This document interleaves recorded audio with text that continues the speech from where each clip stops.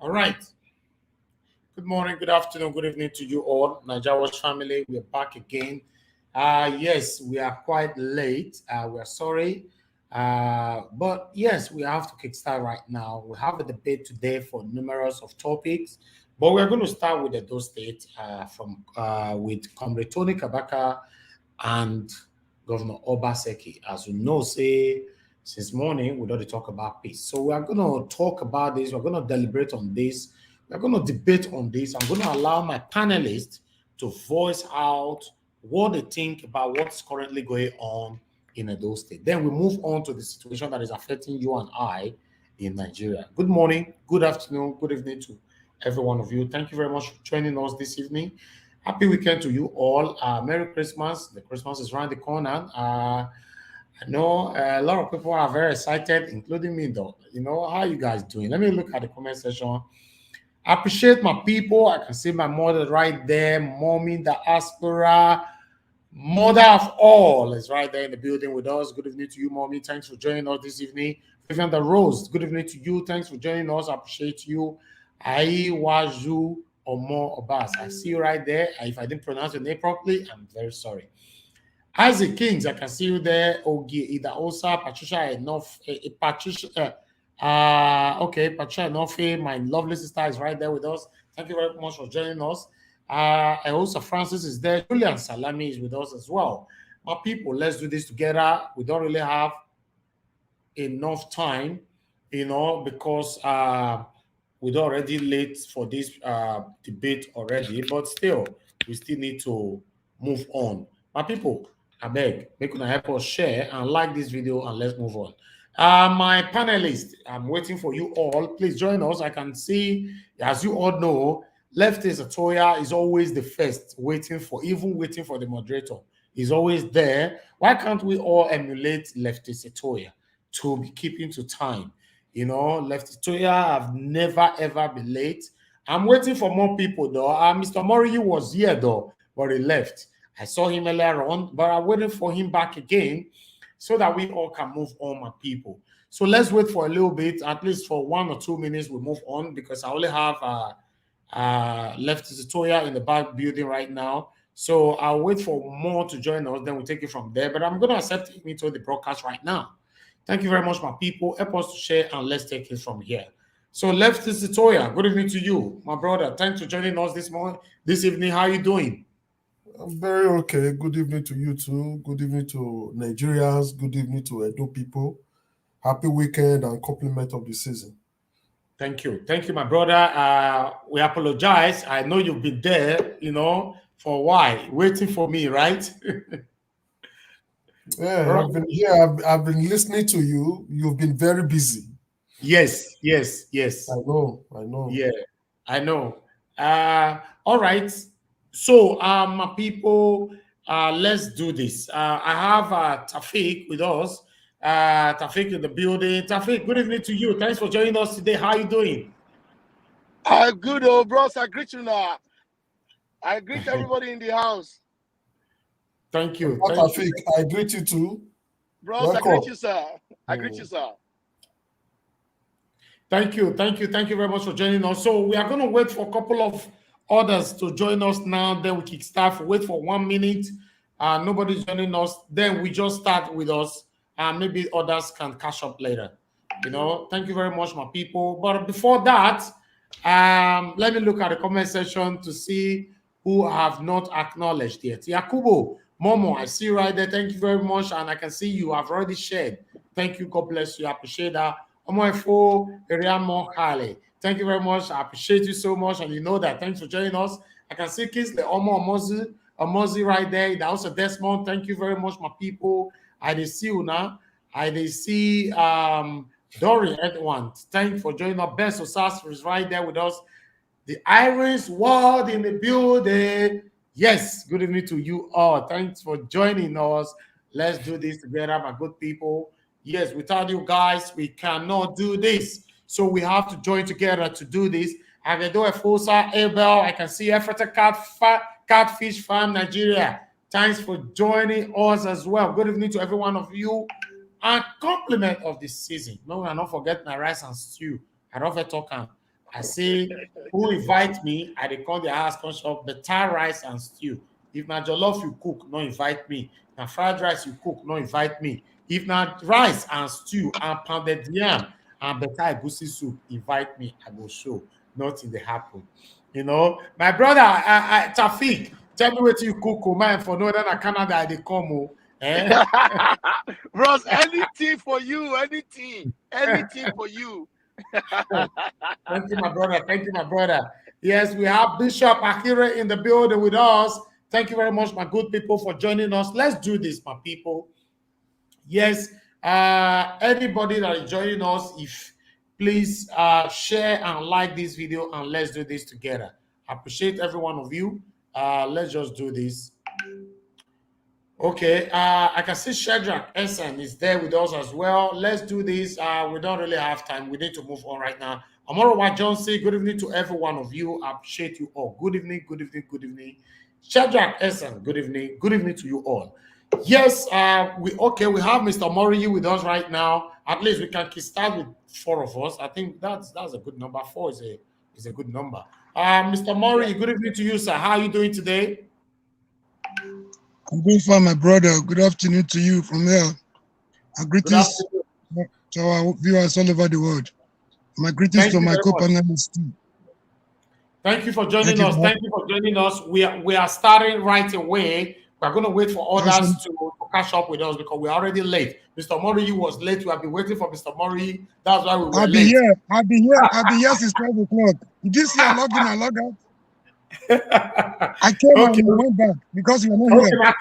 Natafik make us late. Not be. More than not verse, so I late. More than not verse. And they wouldn't rush, they go ourselves and they drive home. But I can still catch up with everybody now. Please. You're gonna pardon me. All right. Thank you very much. Thank you for having me. Yeah, good to have you, sir. You know, we don't have Akim yet. Akim will come now and say, let me talk. We don't have Engineer Ken yet. Engineer Ken will come and say, let me talk. They're not the quick come. Now they're the late come class. Meanwhile, my people, let's get to the reality of the topic. Yes, we are starting with our Comr Kabaka. We're not going to be here for long with Comr Kabaka. We are moving on to many other topics today. But depend on the stretch, though. Yes, I can see Oge Ken, Oge right there. Thanks for joining us. Rita Adams in the building. Good evening to you. Thanks for joining us. Thank you all.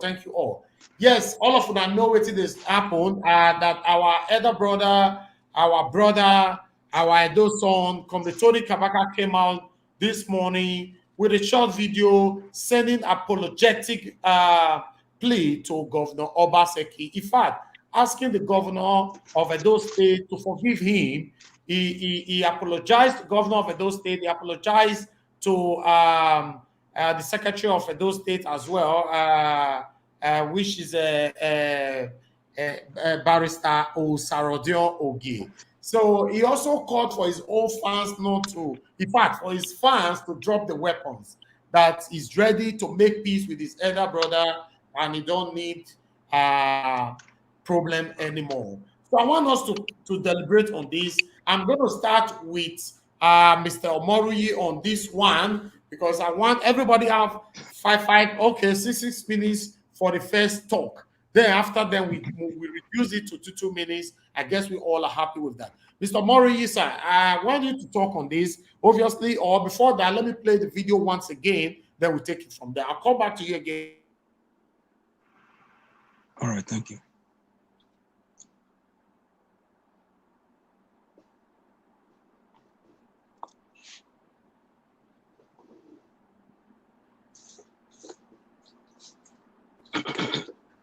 Okay.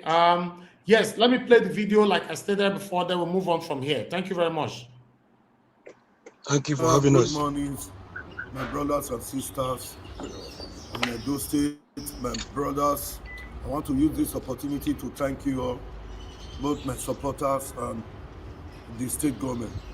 I want to beg my followers that wish me well. I know you guys are trying for me, but the way this my case between the state government is going on social media, I don't like it. That's why people have not seen me come out talking about the case. One thing you should know, the Governor Godwin Obaseki is my uncle. He's my senior brother. So people are just castigating this issue to trigger the governor more, to be dragging me.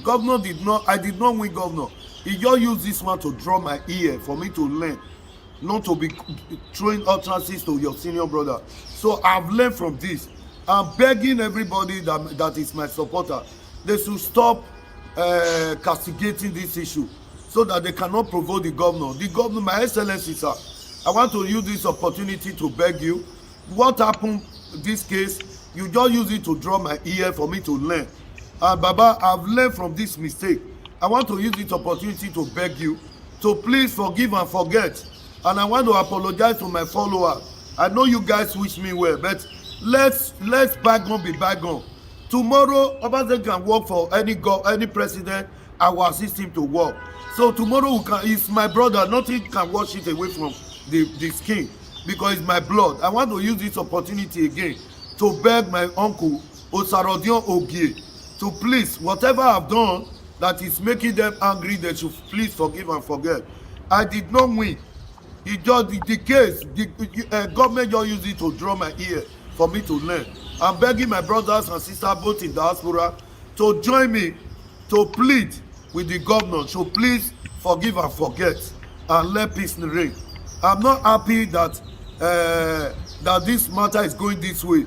I'm not happy the way people are taking it, sending different message. I've seen social media everywhere. I feed up. Please, I'm begging you. We should stop. All this one will not help us. It will trigger the governor more to be insulting me or to be having mind to do me something. So, my excellency, I want to plead, whatever that happened and that transpired, please forgive and forget and let peace reign. You can call me. I'm your junior brother. This case that happened, you just use it to draw my ear, and I'm left from it, my excellency. I plead with you, allow peace to reign. Osarodion Ogiema. All right, we are going to start from there. I want our brother, Mr. Mori, to be the first panelist today to talk on this. Mr. Mori, can you hear me, sir? Very well, loud and clear. Okay, sir. I want you to talk on this. What is your take on the plea from our brother, Comr Tony Kabaka, to the governor of Edo State, Governor Godwin Obaseki? Yeah. Once again, Mr. Elvis, our beloved brother, we thank you for your effort in making our society a better place for all of us. Greetings to my co-panelists and our viewers at home. I wish you all a pleasant and cordial weekend. You see, there is a saying that to err is human, to forgive is divine. And the Holy Book, the Bible, also says, wisdom is profitable to direct. In fact, I wasn't opportune to watch that video before now, but from the little I've seen right now, I must say, I'm humbled.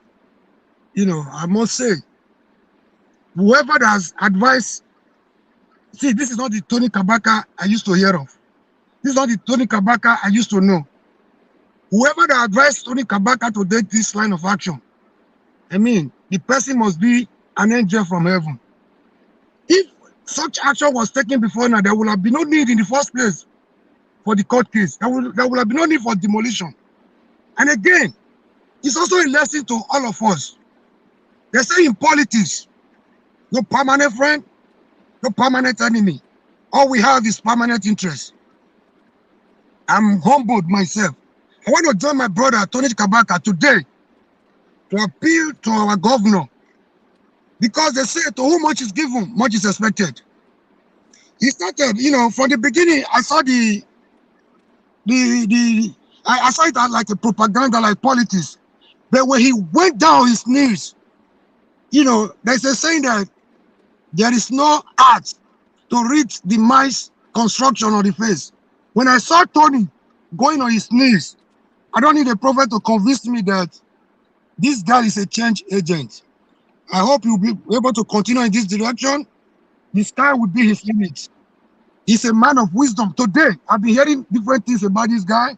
But from what I saw right now, from what you just played, my brother, I'm touched myself. I don't have the Obaseki's number, but with this opportunity, because of what I've seen, it's not difficult for me to get. I have a lot of people around him, either from the speaker or from anybody. I will join him and I will appeal to everyone, we're meaningful Edo people to join this guy, in this peace accord. He has done marvelously well. Wisdom is profitable to direct. This is the wisdom all of us need to survive this world we live in. Like I said before, I'm humbled, I'm touched. To whom much is given, much is expected. As he has done this, I want to appeal to Governor Obaseki, no matter what has transpired in the past, let bygone be bygone. I've seen humility. I've seen high sense of humility. Humility in the highest order. If Tony can continue like this, if this is the Tony they have been talking about, I want to see this is a different Tony. And again, in politics will come and go. We were brothers before we became members of APC and PDP. Let brotherhood, let that spirit of brotherhood, that spirit of oneness continue to strive. I don't know much about Obaseki background. I know he's from a very popular and formidable family, the Obaseki family. I don't know much about his heredity. We are not mates. But for the Jaibu, I can say one or two things because you have come a long way.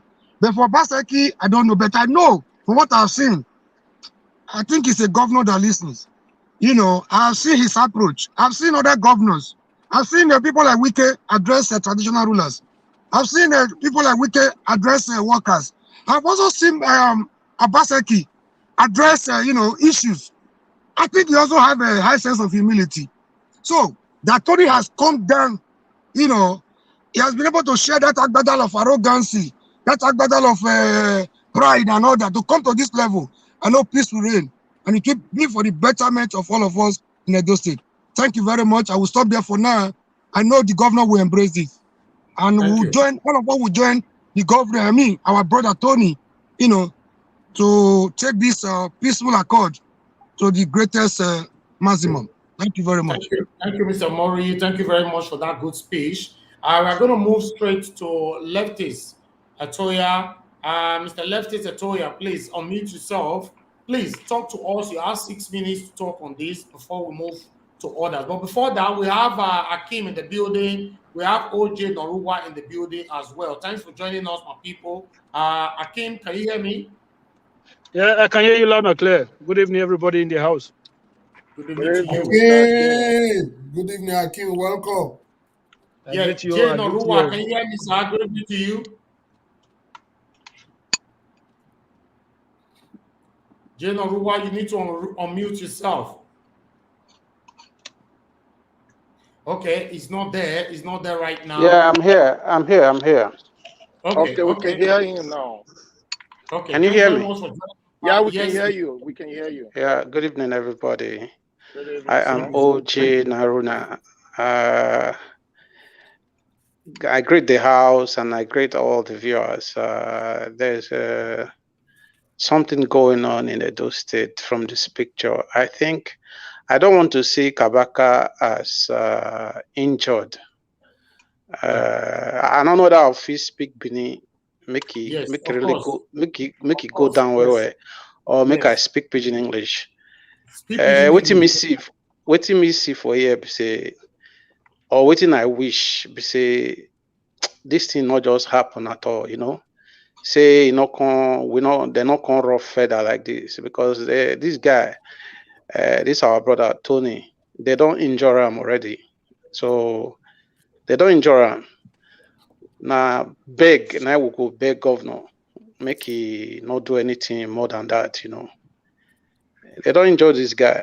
And making relax, making not the quick talk. You understand me? The quick talk. They put him head for front. Not be everything you go just as they say me you just don't like that. You withdraw. Not be only do all this thing. Man, at least some people they call somebody for beneath there, no more less. They call somebody for beneath there, Shaba. They call somebody for beneath there, Able Stone. There plenty. Maybe not be their Lord though, but in for wise up. If or not the confrontational with state or state governor, Abo Shomole, they use this guy wrongly. So I go personally begging Tony, make he what he do so he don't do enrich. Nigga ye be for no talk be, If no is he get people when go fit talk to governor, especially women. You understand? Yeah. I go mention one. Our governor get sister when he did for US. I go find her number come. I don't know whether she go agree, but he go fit talk to Oga. Then get one woman too for UK. He go fit talk to Oga. Make them from this side do and come. So that people in the house when they go to talk put it go come easy. I bagbatik no warowani na iya miso by oya logo. So my only take be say anybody when know Tony, make it tell her say he don't do the needful. He don't show this sign of remorse. But make him mean make him mean so that Imanimi ane na do ye na okeke yendo atawe amakamawe, you know. Then ye boy re ave mani kalwe, only ave lowe again. Make it day wise. Now that one me I will talk for now. Why I say? Thank you, my brother. We'll be coming back to you, Mr. Naruna. Thank you very much for joining us. Okay. Before we come to you, Mr. Tafik, let's go to Mr. Lefty Setoya. Mr. Lefty Setoya, please talk to us. I greet everybody. This matter not be today, the Matata rapper. Just like he said the social media people should please not exaggerate this matter. So because of that, me too, I don't want to be part of the social media people that want to be talking about this matter. But by and large, both of them, both the governor and the Tony himself, both of them erred. Yes, both of them erred. The Tony didn't behave well. Tony has never behaved well. So I'm surprised he's doing this. Me, I don't even know why he's doing this. The governor too didn't behave well for going there to destroy his property. I didn't support that. So by and large, for him to come to media to apologize and be saying that people shouldn't aggravate the matter, but by now he should have known that you cannot fight government. If he can only humble himself like this, the way he is, forever, it will be good. It will be good for me. Just like the last caller have said, he has been injured. Is it the injury that is making him to humble for now? It's a big question. What about if he was not injured? Would he have gotten this sense to say, okay, this is not right. Let me not do this. What about if he was not injured? So if he can be sincere, well, for me, I will also beg on his behalf for the governor to let peace reign, because we have just one Edo. We don't have two Edo, and we are all Edo. We don't have two. So fighting each other or trying to use whatever power, me I can do this, me I can do, is not necessary. It will not move Edo forward. It will not move Edo forward at all. If Tony knows this, and also if the governor knows this, so we should be thinking of how to move Edo forward. We should be thinking of doing things that will be very reasonable to Edo sons, Edo daughters, all Edo-lites, Edo people. They say no Edo-lites, but sorry, I don't talk about an Edo-lite. So that's my take, because right now I'm still seeing us in the same platform. Personally, as I am, that's my opinion. I'm still saying we are still rounding around. I don't see anything too special. But the government should let go, and let's think of the way forward. For me, I go tell people, this whether na Obaseki, whether na Tony, may they go rest. May they go rest. May they enter house. May they just rest.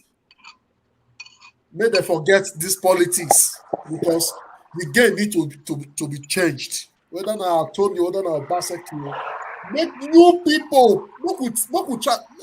And they talk to people in their house, because now the same game, the same people, the same abeg, the same politics, the same thing. Now they see every day.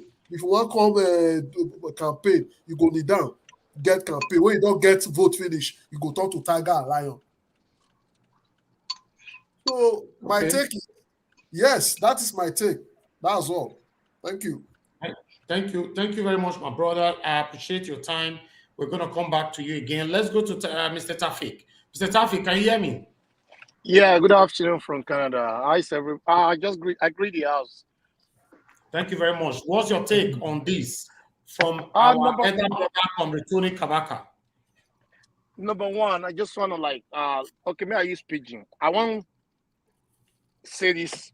Was Tony Kabaka genuine in his approach, or for his begging? If they genuine, what does the body language tell us?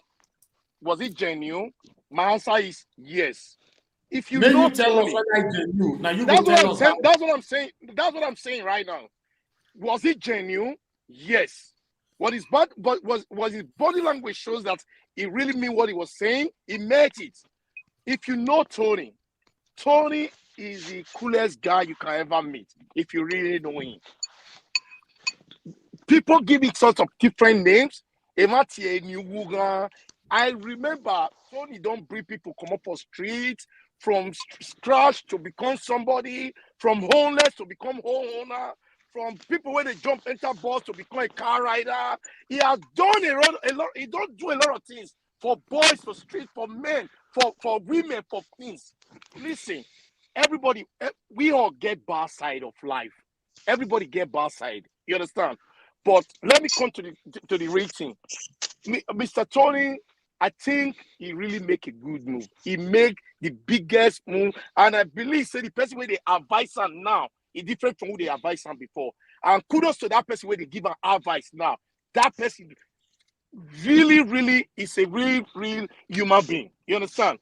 So what I'm saying is this: I'm still gonna beg Tony. He has started it. He shouldn't feel relent. He should finish it. Make it finish what he start. He throw big word on our first lady. May take every pride come up for your body where it start and so may take her come up for body. May find who near our first lady. May personally, whether through phone, through which every way, may beg our first lady, because if we not tell me a first lady you understand? But no, you may apologize. I know even if they are there, they go forgive her. You understand? Tony is a man, and I really appreciate what he did, and I recommend what he did. And I was like, anyway, I was expecting it, because if you know Tony, you know he's that type of a guy. Oh, he's a genuine repentant of whatever he did. And I so much respect him for what he did. And I'm so happy for what he did. He's a real man, because it takes a real man to say, I am sorry for what I did.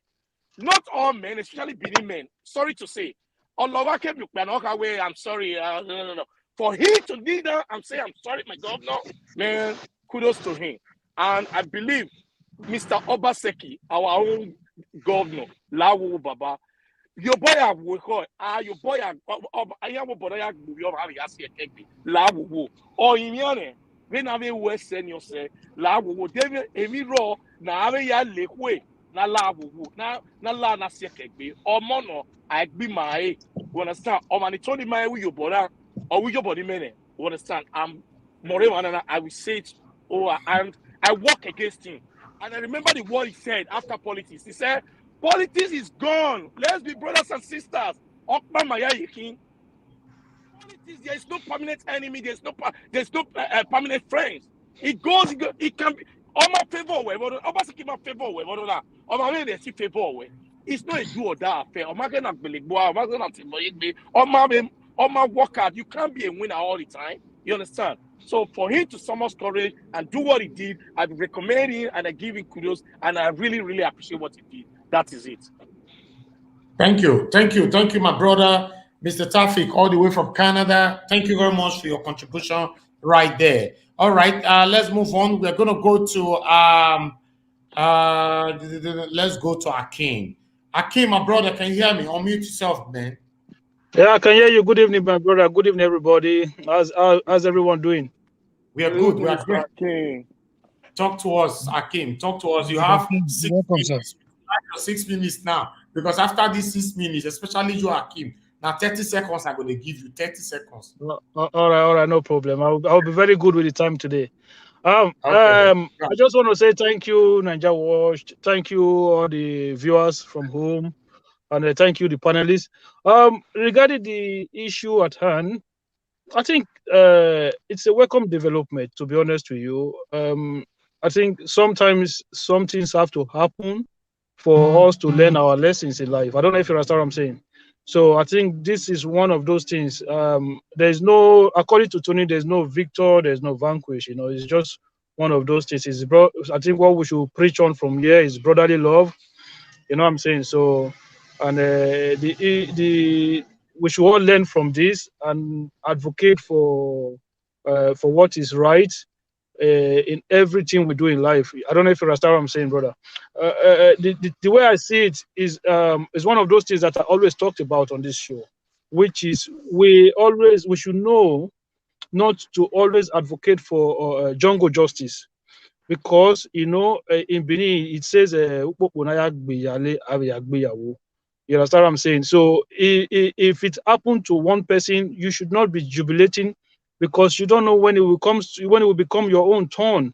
So I really welcome the development, and I will still appeal to Comr Tony Kabaka, as much as he has come out publicly, which is good. He should still try to look for back channels, to try to smoothen the relationship between him and the state government, so that this will, because they don't want to be dragging this to an appeal process and all of those things, because one, I heard a lot of people say Obaseki must build the house. It's not going to cost the Obaseki a penny. It's those states that government that will fund the bill. You and I, we are the one that are going to fund the bill.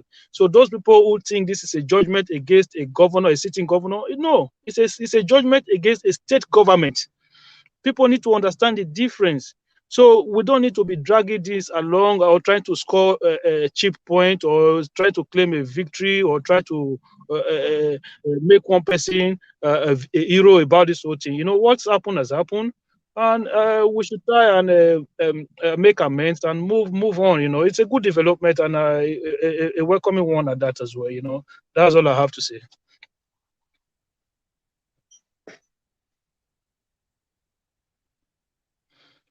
Is my time still counting? Your time is up. Your time is up. Which one is? I finished, and I didn't hear you say anything. That's why I'm asking if you want me to. Okay. Your time is now, Mr. Akin. All right, let's move to our brother Nice right there.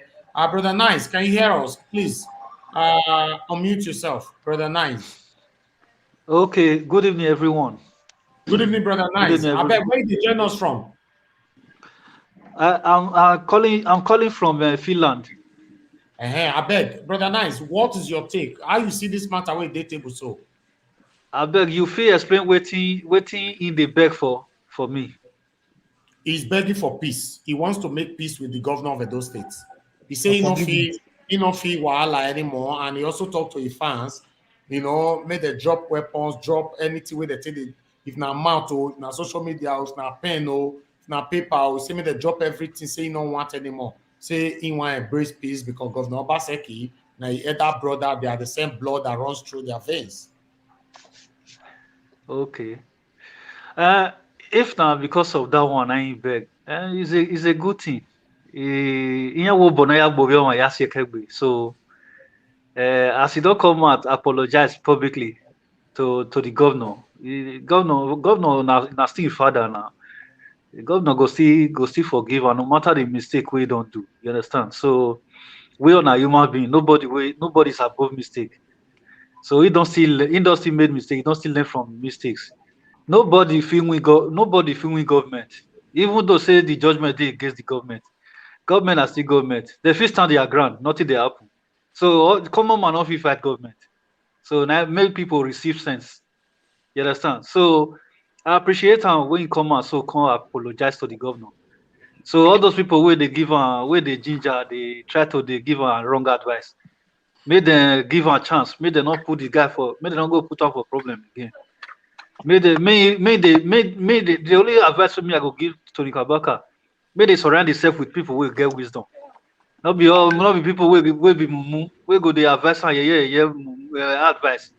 We go they put on for problem. Surround yourself with people that have wisdom. That's all. Now waiting me I get to see. Thank you, brother Nice. I beg everybody should mute yourself again. Now, my people, because we are not going to stay long on Comr Tony Kabaka's case, like I said before. But before that, I want everybody, what is your take on, as you know, yesterday, before Comr Tony Kabaka came out, to apologize this morning. Yesterday, the court, in those days right there, said that Comr Tony Kabaka have won the case of the demolition of his hotel. Okay, so that means the court have ordered the Edo State government, to be precise, Governor Obaseki, to rebuild his hotel again.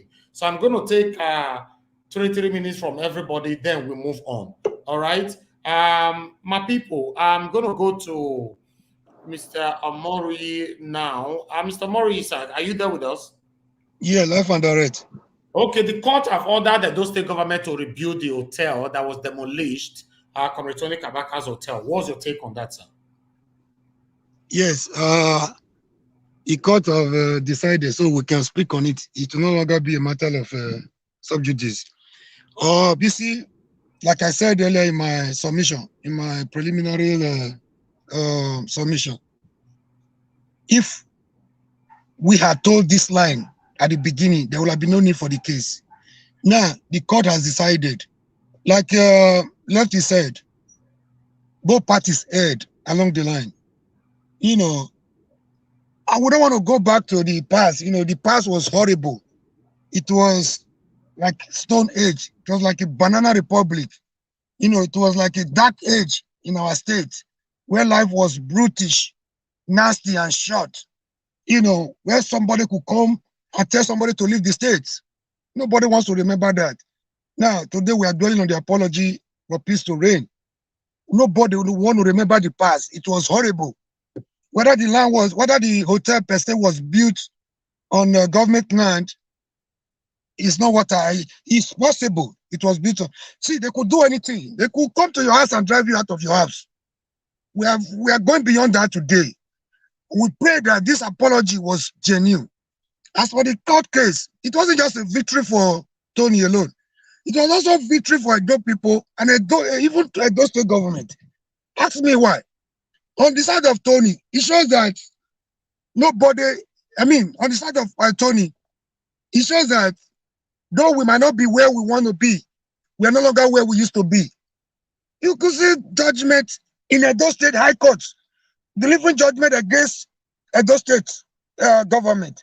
Kudos to our judiciary. It's also victory for our democracy, victory for our judiciary. On the side of the government, it's also victory for Obaseki and his government. Only a few governors will sit down and allow such judgment to prevail against them. It's all win-win situation, and we all learn every day.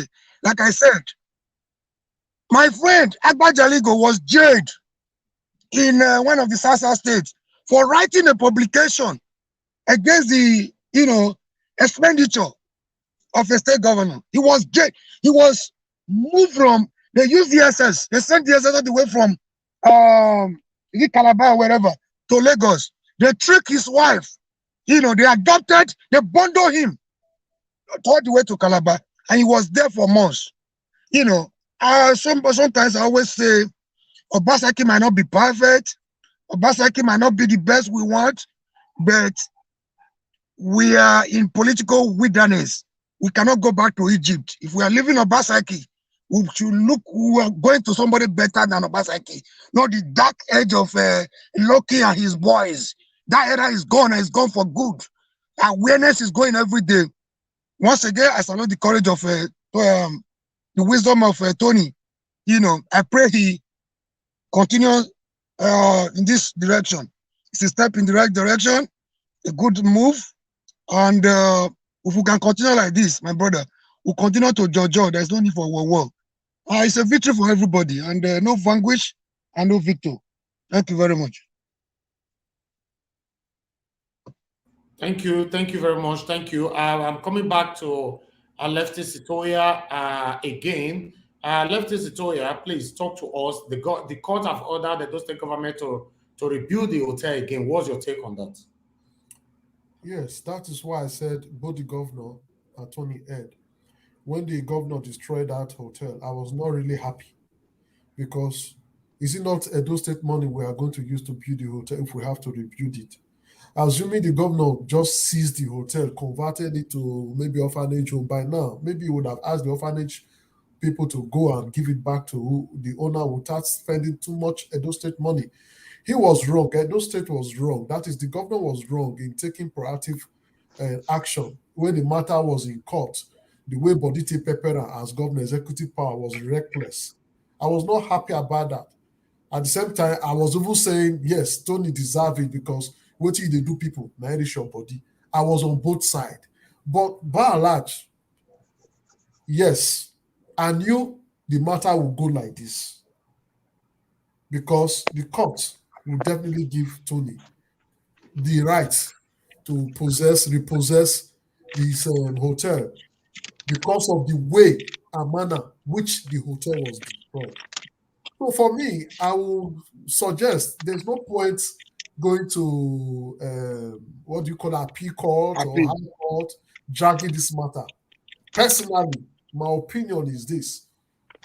The governor should forget about whatever has happened. He should give him back his hotel. Let him reconstruct the hotel the way it was when he went to destroy it. That will make the governor responsible. That will make the governor a respecter of law. Instead of trying to still look for revenge and what do you call it? The word of data, Igbo people. Let's not deal with these people, Igbo. So my take is, yes, I knew he was going to win the case. But the governor should also take it very easy with him and fix the hotel for him. A lot of damage has been done to that man, to Tony. He's bleeding. So the governor should just let him be. And my advice to Tony, let him rest. Let him cool down. Let him just be a normal human being and be okay so that you are begging. Let's see that humility in you for life. Not after a while you become that tiger and lion again. That is my take. All right. Thank you very much, leftists. After everybody contribution, I'm going to give a room for callers because a lot of people have been calling in since. I would like to hear from them in 2 minutes. So we move on to another topic. But before that, let me come back to OJ Naruna. OJ Naruna, can you hear me, sir? Yes, sir. Yes, sir. Good evening, everybody, once again. Please, what's your take on this? Because the court have ordered the state government to rebuild the hotel that was demolished. What's your take on that? Honestly, I for like not talk put because now exactly waiting Tony they beg us. Say make we not aggravate him. Now I know why I beg for that point, Better. It get reason why he particularly say make we leave this matter, Okay. So, all right. Most keep yours. We'll move to okay. Thank you. I'll come back to you. All right. We have Mr. IT with us right now. Mr. IT, can you hear me? Yeah, I can hear you. Yeah, good evening to you. Please, where are you joining us from, Mr. IT? Yeah, I'm calling from the US. Oh, thank you very much for your time with us. Mr. IT, I guess you already know what we're talking about today. We're talking about the plea video that Comr Tony Kabaka released this morning, where he wants peace between him and his elder brother, Governor Obaseki. So what's your take on that, sir? Can you hear me? Yes, we can hear you. Okay, I just changed my mic so that but did you hear better audio? Yeah, I got you. Okay. I heard you very well, loud and clear. First of all, I salute the panelists and the viewers at home. To me, I don't really know what the issue is between Comr Tony Kabaka and the governor. I don't really know what their issue are, but to me, I was thinking probably it's from the election. I know this one belongs to one particular party, the other one belongs to the other political party, and they throw word at each other. That's what I know. I take that as election issue.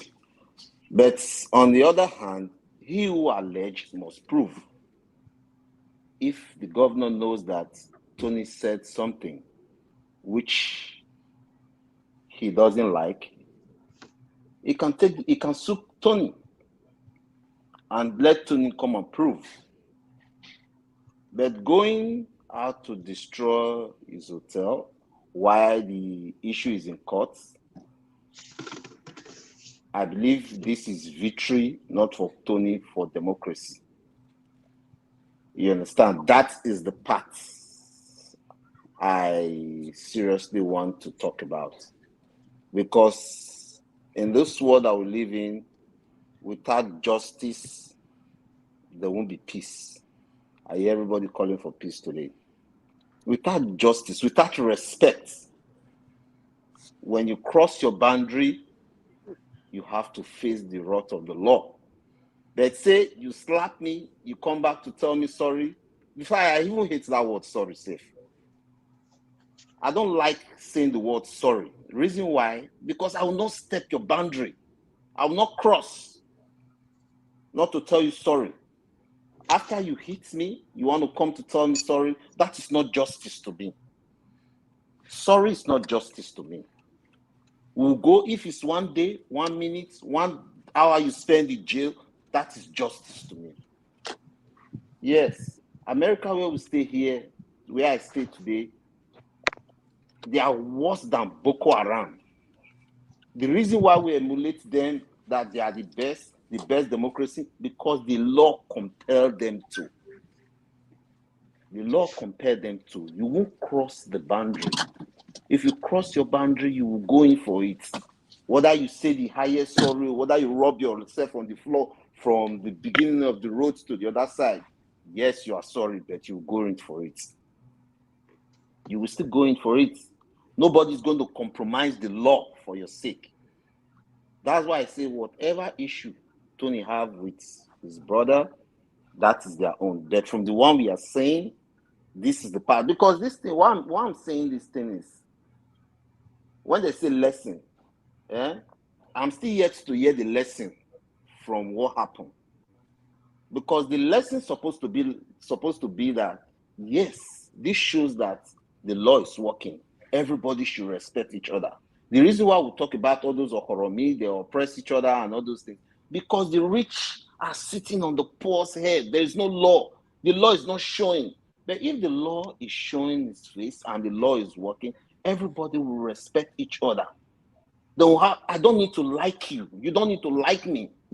But when the law said you must not cross your boundary, you respect your boundary. I will respect mine. We'll be operating like that. Everybody will just be in peace like that. Because when you hurt me and you want to come to wherever platform you want to do to say sorry, that is not justice. I believe in justice. So that is the part area I really want to speak about. The thing, what happened there is to show that nobody is above the law. Not even the governor. Whether it's his brother, people take their parents to court. Come to Europe and other people take their parents to court if they don't like the way they're being treated. You understand? Whether it's the governor or that, what I see there is that justice prevails and Tony has gained judgment. And I don't understand that aspect of saying he begged. They are not of the same party. This matter will still rise. And I listened to one video that you did before, though because of time difference, I'm not able to meet some of your video live. But from that one, I know that you'll be coming at 7:30, so I try to wait to meet this video. He talked about no victor, no vanquish, but he didn't finish the story. What is the aftermath of that no victor, no vanquish? Is the agitator not coming up today? Are those people not coming up today? Are there no problem? The East, are there more problem coming from the East? But if that matter has settled then, if they settle the matter the way, if the one has settled the way it's supposed to be there, I don't think that issue will come up today. So I rest my case for now. Let me allow others to contribute. Thank you. Thank you. Thank you very much. I appreciate you. Thank you. All right. I think we should go back to Mr. Hakim again so we can change the topic. Mr. Hakim, what's your take? As you know, the court have ordered Edo State government to remove the hotel, the demolished hotel. So what's your take on this? Yeah, like I said earlier, I think it's a welcome development. It is good that I think Tony did the right thing in the first place, which by approaching the court, you understand what I'm saying? And this is why I always call for, we have to allow due process. We have to allow the rule of law to take its course. Sometimes it might not favor us, but we have to understand that this is the only way. Any other way, it means that you are advocating for violence, and which is not what we want. I think it's a good development. It's good, and I don't for me I wouldn't want the governor or the state government to take this into an appeal process, because legal fees are not cheap, and the guy has gone through a lot. I'm sure everyone has learned their lessons, and next time, if you remember when he was on the show, last time, ask him a question. I said, listen, did he do enough to quash or to kind of counter those narratives? Because when people use your name to do negative things, and then you as a person, these things come back to you. I asked him that question, and I think this is another one of it again, whereby he was spearheading a group of people. Those ones were hiding behind him, but then at the end of the day, he paid the ultimate price for it. And I think, if you remember, I asked him this question, and I think this is one of those problems as well. Everybody who was behind him, none of them lose anything. None of them had to go through what he's gone through. So he has taken a big hit out of this. Exactly. So I think that's why I say everybody will have to learn the lessons learn their lesson going forward. And him now, with everything that has happened to him, brother, because sometimes if you don't go through difficult times, you don't know who your friends are, my brother. So I think by now he would have known those people who are his true friends, those people who's been there for him during tough times. So I think he would have learned a lot from this setback. So sometimes they say, not every disappointment is a blessing in its own way. So and I hope he has learned his lessons from this, and I will appeal to the state government. The guy has come out. He's not like a stranger. He's worked with the government before, so they know each other, and they should let bygone be bygone. Even if they don't want to pay the bills for the reconstruction, at least let him have his property back. So let him start to build block by block, brick by brick. Brother, building a house is not cheap. If you build a house, you will know it is not cheap at all. It is extremely challenging. So those people who are just behind the scene, clapping, they are not the ones that are going to bear the burden. You understand? This is what people need to understand. When people are ushering you to do whatever they want you to do, you yourself, you have to take a back seat and say, listen, if this thing knock, now let me go bear, now let me go carry the cross, And I really appreciate him coming out and making those apologies. And I want to apologize to the government as well to share their sword and just let peace reign and let everybody move on with their life. That's it. Thank you, Mr. Kim. We are going to start taking calls now. Mr. Mori, one more thing, please. Okay, caller, hold on, please. Caller, hold on. I'm not hearing you. Just hold on. Go ahead, Mr. Mori. Yes, please. We are not privy to I have not seen the details of the court judgment, so that was why I could not speak on this. But I think this one is necessary. Like I said earlier, to err is human. To forgive is divine. The girl is not even interested in whatever. He said he has not won. It's a lesson to all of us. He has. I want to say he has learned his lessons.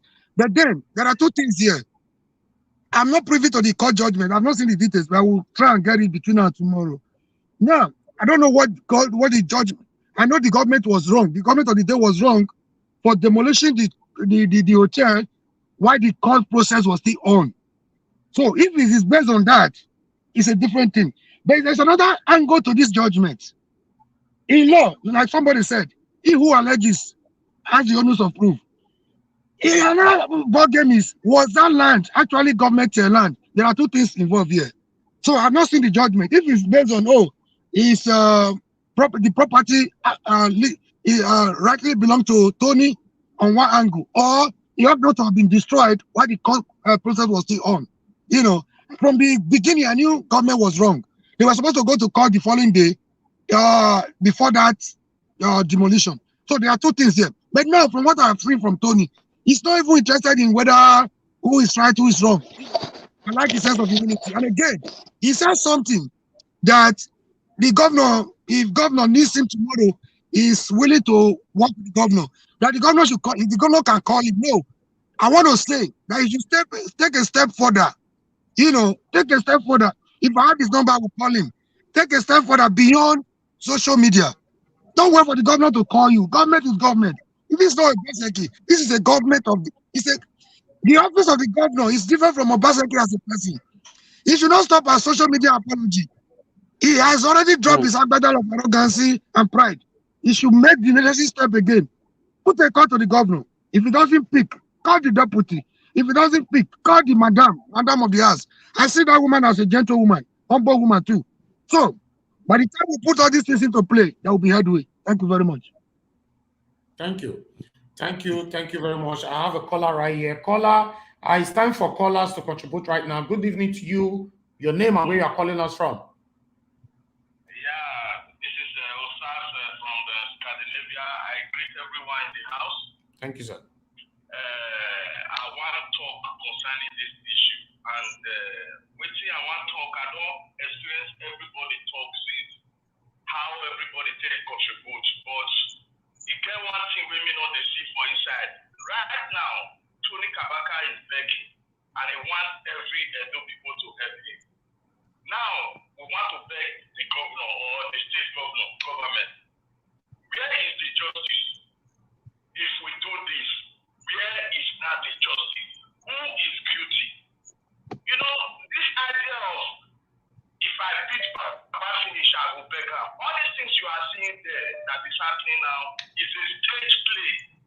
There are people under it. It's a stage play. Tony Kabaka has come at the court. Fine. So, we need, for him talking that way, that thing you see Tony Kabaka doing is a stage play. You will hear about it maybe after some time.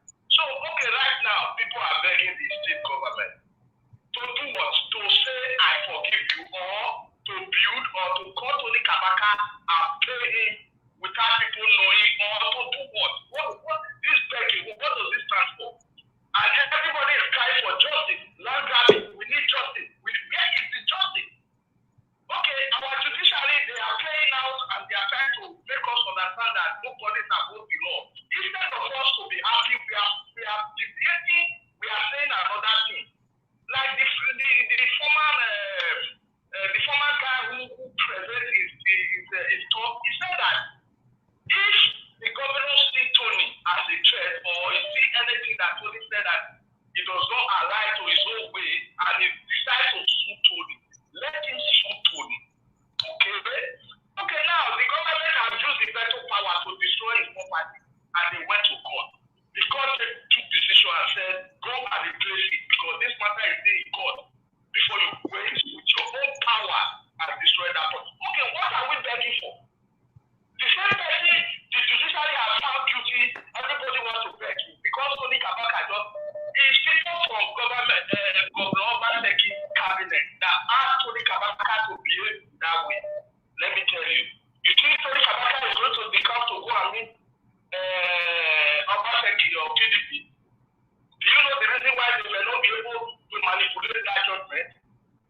So all these things are things we're supposed to be thinking and praise the judiciary. There's no state judiciary for coming out with the truth and say, we are not saying Tony Kabaka is the owner of that land or not the owner, but as far as this case we are seeing in court and you wait, you have to go and review that thing so that we will see the evidence why we are on court.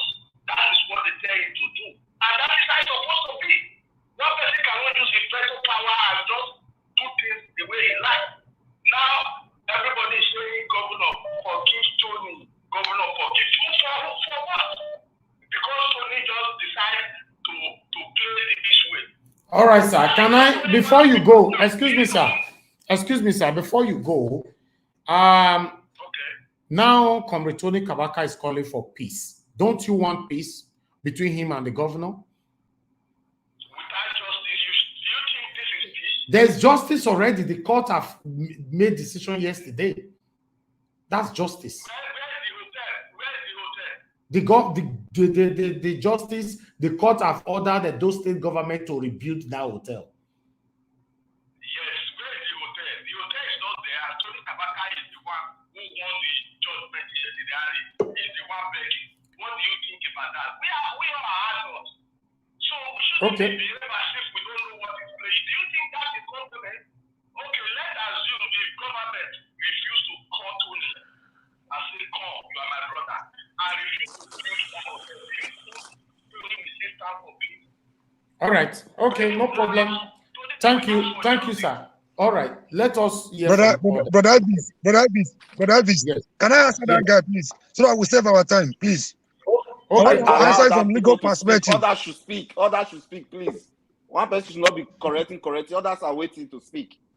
Okay. Mr. I will come to you, Mr. We can't be talking over what that can be cut short. We cannot be talking. Nobody has monopoly of ideas. Mr. Mori, go ahead. 1 minute. Quickly respond. One minute. Okay. We cannot be more Catholic than the Pope. We cannot cry more than the bereaved. In law, you can take a case to court and tell courts that you're no longer interested. They will allow you to go, even if it's a murder case. You will take a case to court if the complainant says, "I'm not interested." So who is this guy to be complaining for Tony? The government has the right to appeal that case.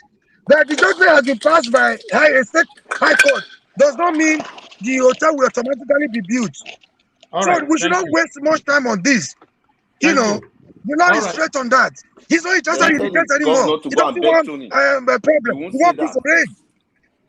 Let me talk to hold on, Mr. Mori. Mr. IT, talk to us, sir. I still stand on the point of the law. You see, it's like they are killing Peter to favor Paul. Can you hear me, please? No, yeah, Mr. IT, go ahead. It's like we are killing one. We are all human before the law. We are equal before the law. You understand? He's the governor today. Tomorrow he will not be the governor. So are we going to say the governor is more Edo than Tony? Or is more Nigerian than every other one of us? Why are we trying to raise one person up, bring the other person down?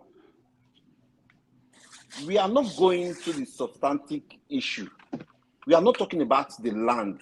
If Tony builds on government land or not. Even the governor doesn't even have rights to seize Tony's properties because Tony did not build it with government money. He built it with his own money. It's not government money. You cannot come and seize his property. The only way you can own his property is to go to the court. The court will pronounce judgment.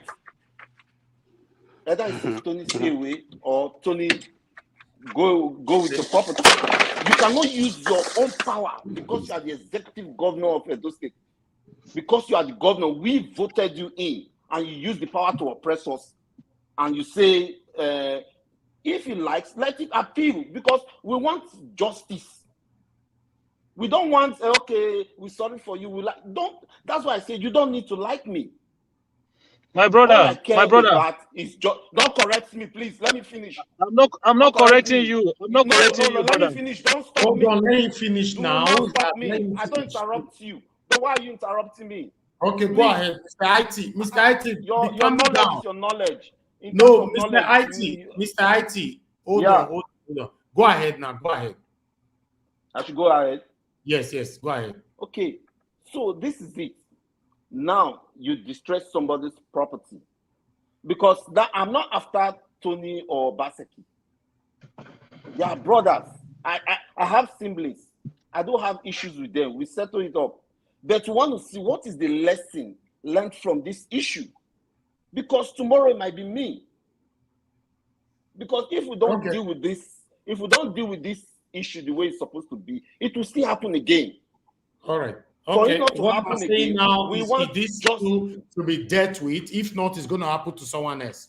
It's going to happen again. My brother, that is the Mr. Ivis. we are talking about. Hold on. whether they are brothers, if they are brothers, they can settle their own issue. We are not after that. But this justice that this justice my brother, Mr. Elvis, Kabaka just got hold on now. Is for everybody. Is to show that the law works. We all should respect Thank you, the law. Mr. IT. All right, your time is up now. Thank you, Mr. IT. my brother, Mr. Elvis, my brother, listen. Look, legal expenses is not cheap, you know. If the people need to understand, the money is not going to come out from Governor Obaseki's pocket. The government have unlimited resources to fight a case against anybody. If they want to go all the way to Supreme Court, are you going to pay his legal? My brother, come on, man. The man, has he not suffered enough? Are you going to help him to pay his legal fees? You want him to continue? Okay, so you want the governor to go and appeal, then Kabaka will then have to bring money to pay lawyers again on top of his property that was destroyed. Come on, man. Come on, brother. Let us be reasonable sometimes, man.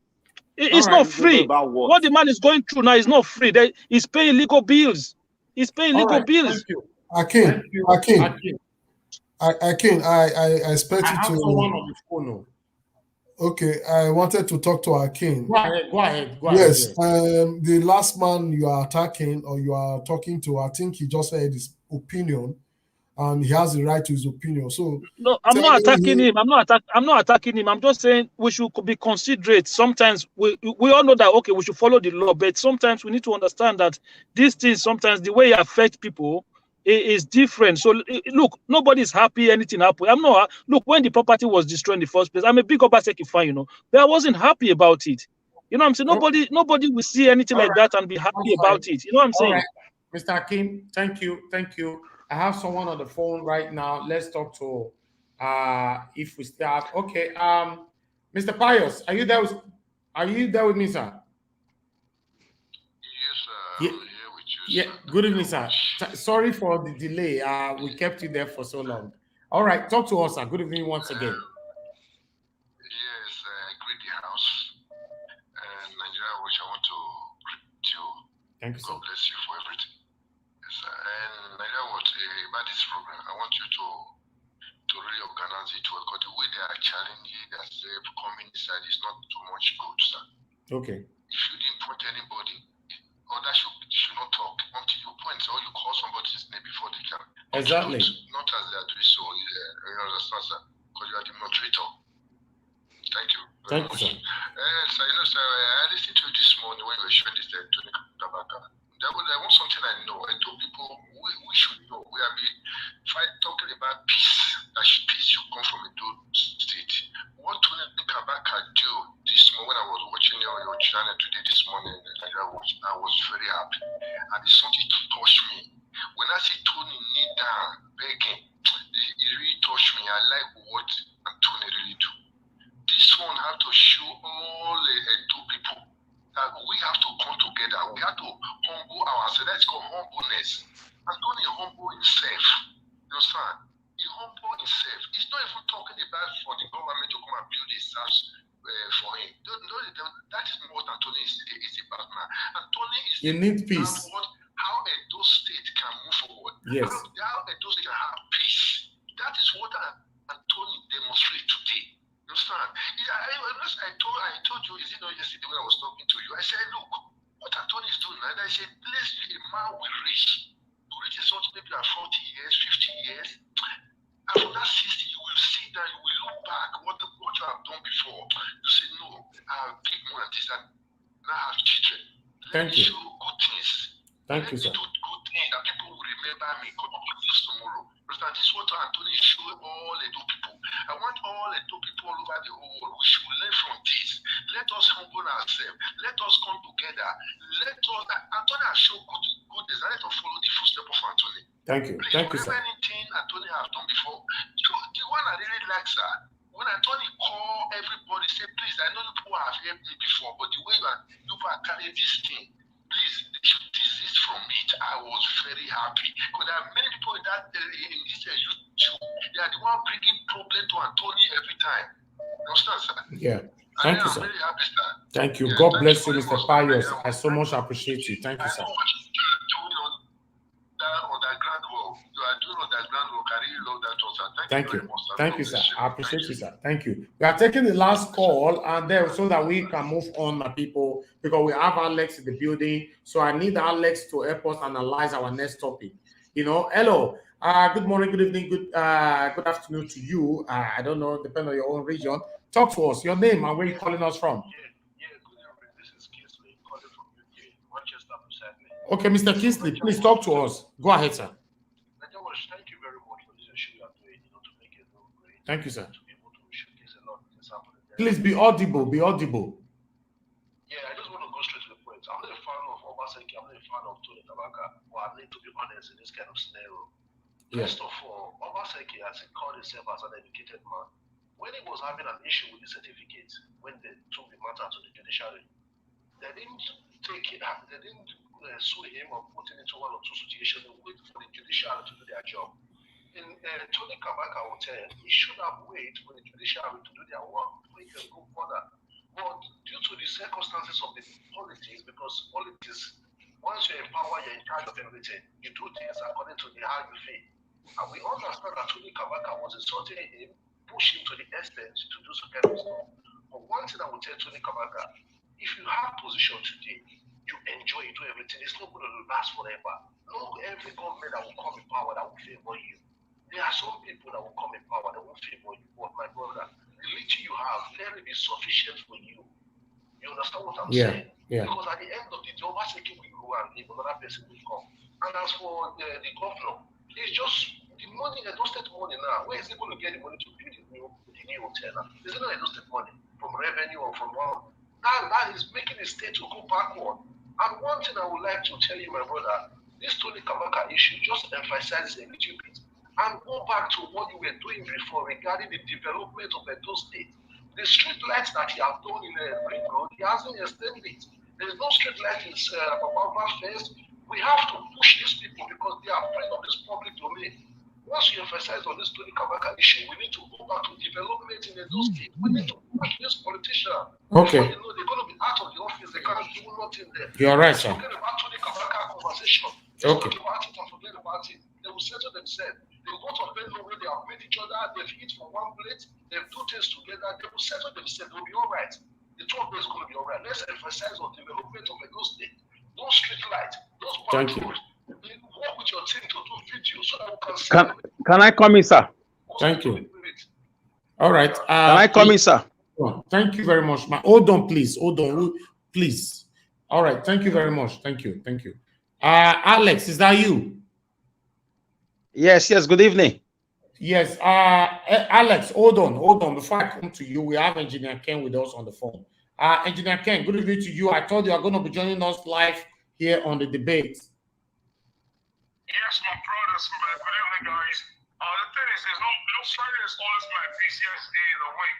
Thursday and Friday. So Friday is when I normally pay my staff. I don't really have that time to spend. So when I'm on the line, it depends on where I am. There will be it's 21 hours. With the next one. All right. So I'm so sorry.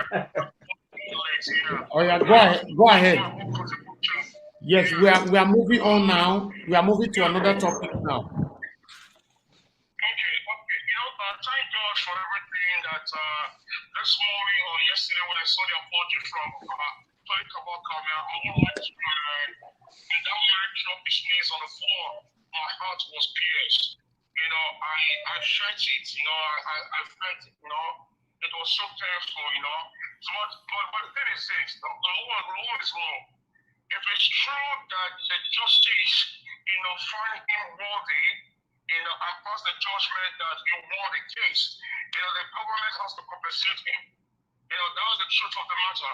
They have to compensate him, in any way they could do it. But the thing is this, another thing the thing that West Africans are practicing that is bringing shame into our country, that's not making our country to grow, is sentiment. Sentiment. I beg, but I beg. Sister, I beg. It doesn't make things to work. It doesn't make this to work. So if the law court can pass that judgment and says the government of the day is guilty, what is going on with the Hoffa? What is going on with all those long covers that they were arrested? So then the case on the court,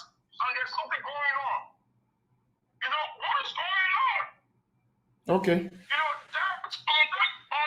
on that ground, we have to debate on that ground. You understand me? If Tony can have a judgment, and the court can find him that he's not guilty, that government of the day should compensate him, you know, I think the court has to start checking on other things that the government are doing wrong.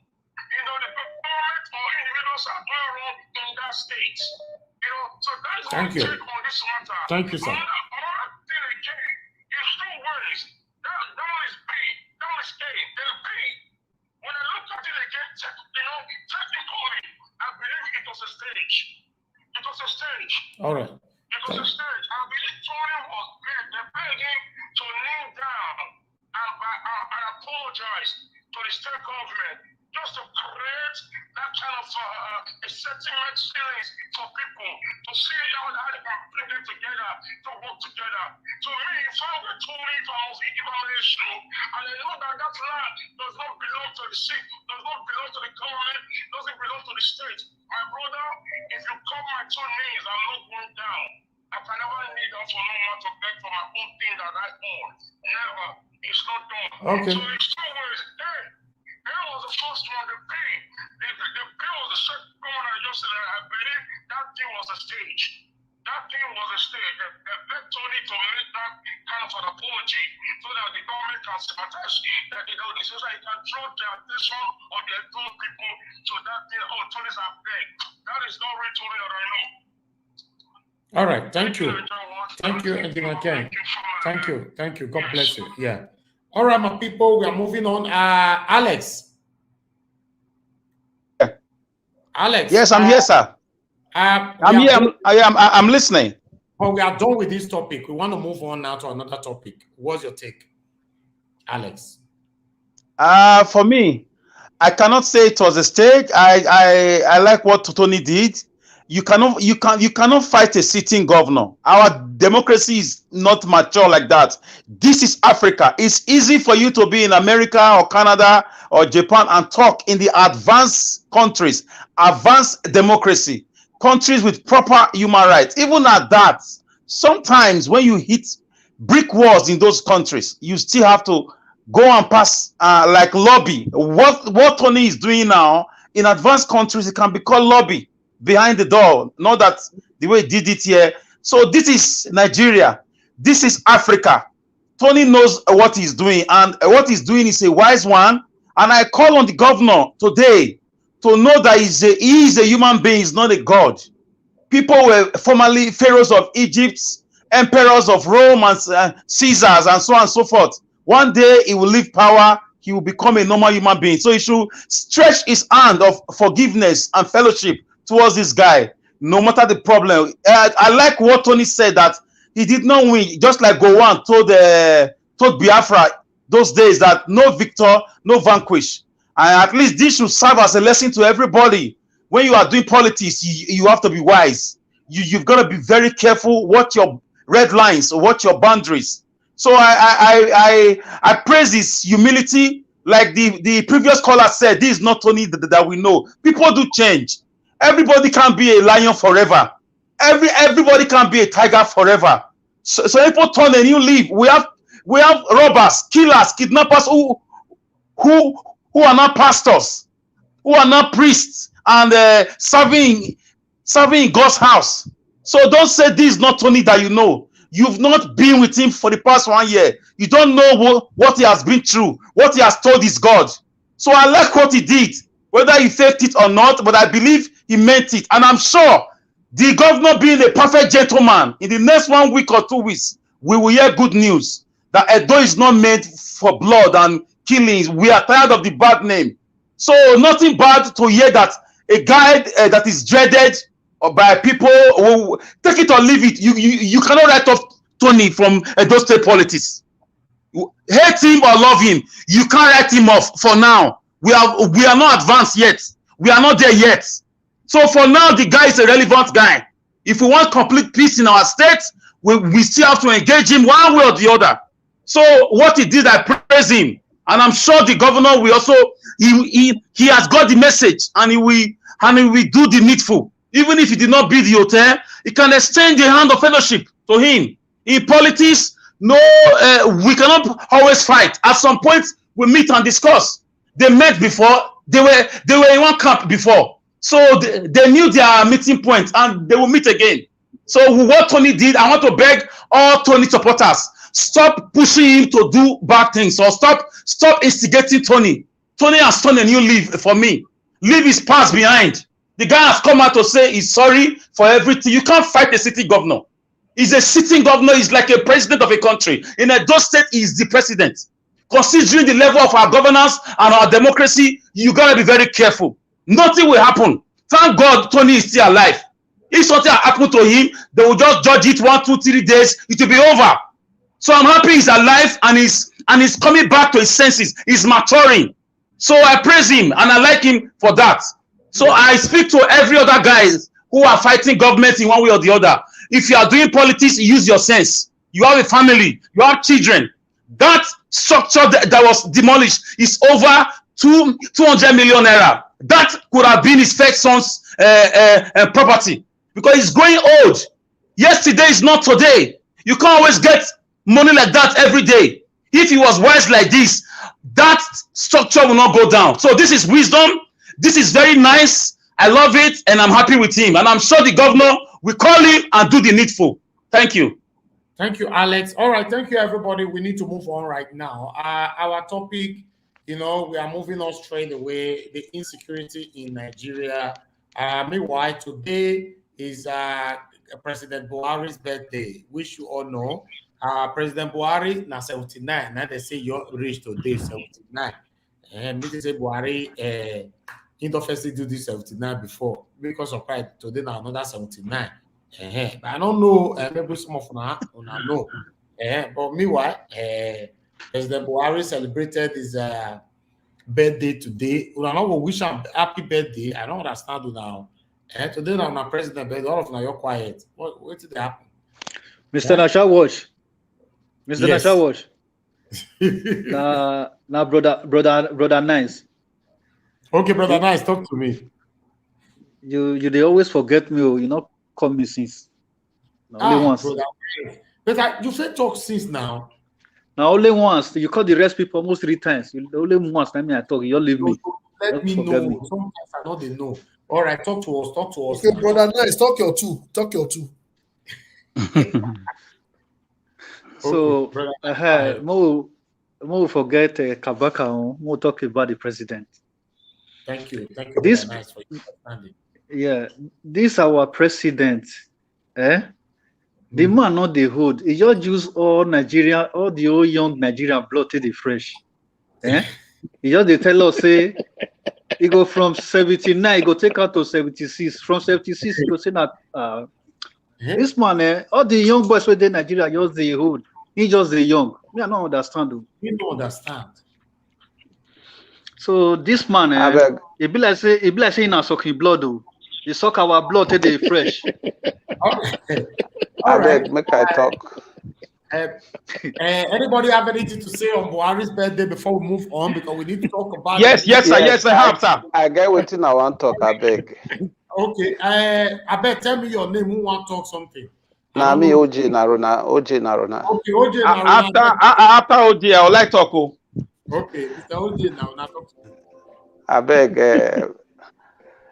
Buhari, if you dey hear us, pack and go. We don't tire. Me, I not dey Nigeria. My family dey. Some of my family dey Nigeria. So, they suffer. Mr. OJ, now you never wish a happy birthday. You have to jump down. Which birthday? In no birthday. The only thing I want to tell you now here now be say, make you no joke, go carry another Buhari put for there in the name of Tifnubu. If you not try, I don't talk finish. He got cake today. Anyway, Alex, come to us. Sir, please. Yes, in the 80s, I'm surprised. In the 80s, it's on newspapers that Babangida was older than this guy. I mean, he was younger than this guy. Suddenly, Buhari now, his age, it doesn't go up, it doesn't go down. You know, it's not the same age he was using then that he's using now. He's always in that bracket of 70, something. So, yes, he's younger than Buhari now, and he was older. He's younger than Babangida now, and he was older then, a bit older. So I don't know what is going on with his age. Is his age part of the budget? Is his age part of the constitution? It's just being amended every now and then. So I can say 79 as amended last election. These people, we are saying these people 79 as amended last election campaign. So you see every as amended. Sir, it's not. We are not happy to talk about this man. We are. If you watch now, everybody is cold. Everybody is lackadaisical. We are lackluster. We are feet dragging. So we don't want to talk about this guy, because if we talk about this guy, we are going to cross the line. It's be total gibberish. So for me, it's not worth discussing. I just want him to go. If I can fast forward the years, I will make 2023 to come this night, so that the guy can just go to Daura and rest. If really is the real Buhari in Asorok, there are a lot of rumor, alleged statement everywhere that we have strangers in Asorok. I don't know how true. I'm not taking part with that, but I'm just telling you the frustration in the country is enough for us to think a lot of things are going through our heads. Security is bad. Our currency has gone up beyond imagination. No jobs.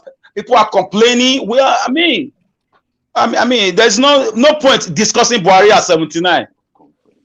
All right. Okay. Mr. Tafik, talk to us. Yeah. Remember what Obaseki just said a few days ago. Do you guys remember? He said, "Don't expect anything from Buhari. Just prepare for the next president." You forgot? You guys didn't see that? So it's just so heartbroken. It's heartbreaking the way they do their thing. They run the country as if nothing happened. They run the country as if whatever we say is final. How can he say he's 79? That is just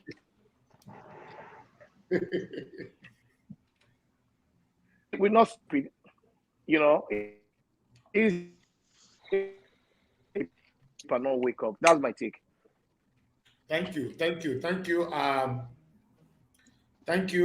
Tafik, right there. Okay, my people. Mr. Mori, please talk to us. Yeah. Mr. Once again, I greet everybody. You were heading somewhere like somebody interrupted you. Are we talking about Buhari's birthday, or you were going somewhere? I heard you mentioning something insecurity. If it's for Buhari birthday, Buhari is a colossal mistake. Let me present Buhari so that we can talk. Buhari is a colossal mistake. But there is a lesson we have to learn from this. We all made mistakes because of the situation then in 2015. A lot of people thought a change was around the corner. If we could not fix the economy, at least the insecurity problem. I've been a retired general. Everybody expected Buhari to do the magic. Good luck, but to our greater surprise, it's a colossal failure. And again, they say failure could be success, only if we can learn from it. The lesson we have to learn from Buhari's failure is that we must not allow another, like the young men coming on board already, coming on social media. I'm not trying to stop them, they have right to support anybody. We must not allow another Buhari mistake to happen or to repeat itself in another article or Bola Tinubu. We have to be careful. Thank you very much. Thank you very much. Let's listen to this, then we'll take it from here. You remember that a lot of us actually advocated for Goodluck Jonathan to be removed then. He's the only first president, if I'm not mistaken, that have ruled in his first tenure and it was removed. Buhari took over. But now, a lot of Nigerians are clamoring back again now, and they wish they can have Goodluck Jonathan back again in power. I want us to listen to this woman. You know, this video is very emotional. Credit to the roots. Let's listen to her.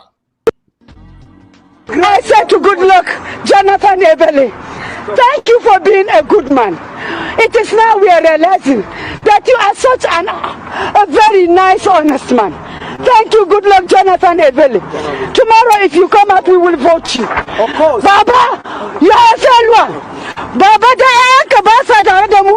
Baba,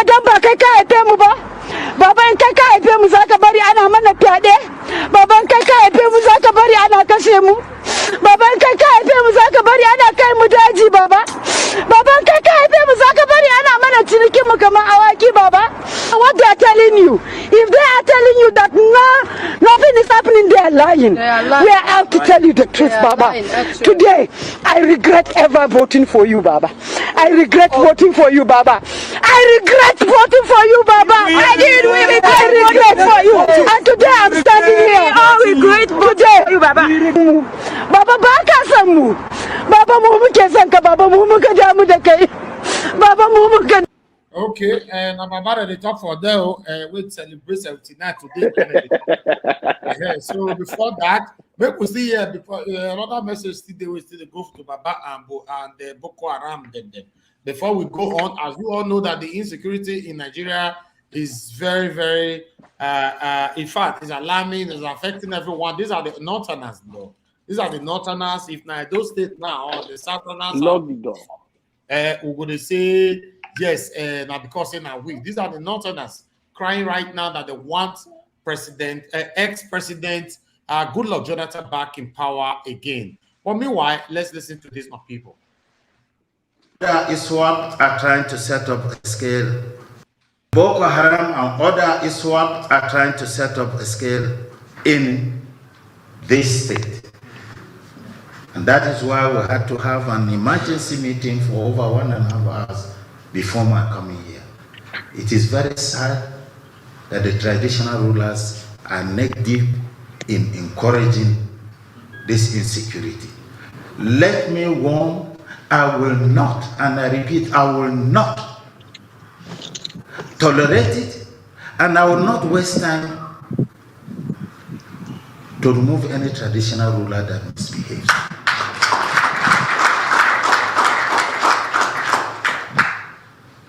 I am kind and soft, but let me tell you, ask those who are close to me, I can sometimes be decisive.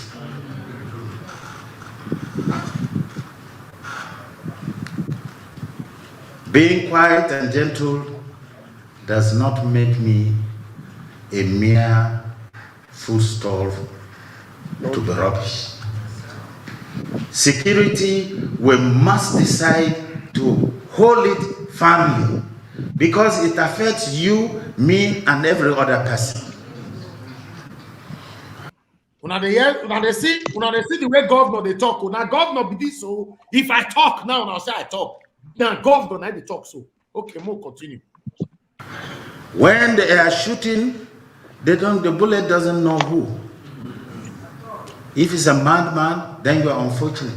If it's a sane man, then you pray the gun doesn't shoot directly to your face. But the havoc that will come consumes all of us. And because of that, any leader must be sensitive to make sure that if we can do away with one person and save 1,000 lives, it's much better for all of us.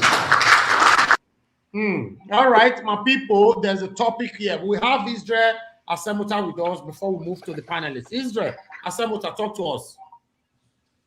Good evening, Nigerians. Good evening, Edo State. I hope I didn't miss anything due to my schedule. Sorry I came late, but I just thought I jumped into this topic and it sounds very alarming.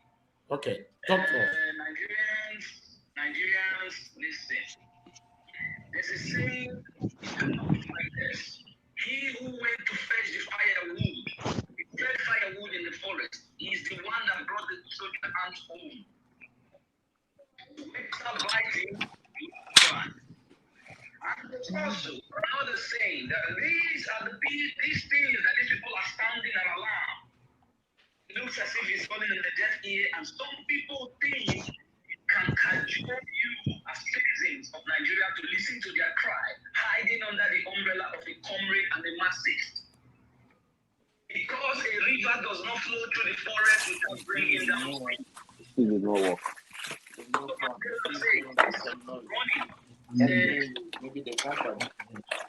I guess so. So you should call the company.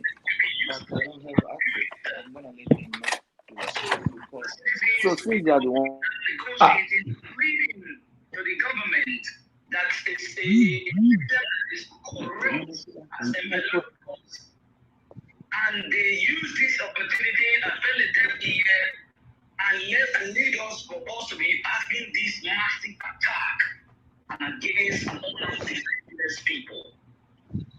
My people, the cry has gone. People are coming out because they have their fundamental human right to express who they belong to and whatever they say. But still hiding under the umbrella of a conflict, selling in their own projects because of its stomach infrastructure, which they belong to.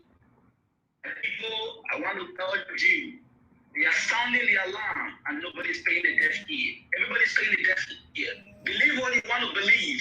Believe on what you want to see. All the shenanigans coming on the social media, everybody is happy because they believe and living in a democratic state that benefits them, leaving their children and their families in a comfortable zone and allowing the poor citizens to lavish in mud.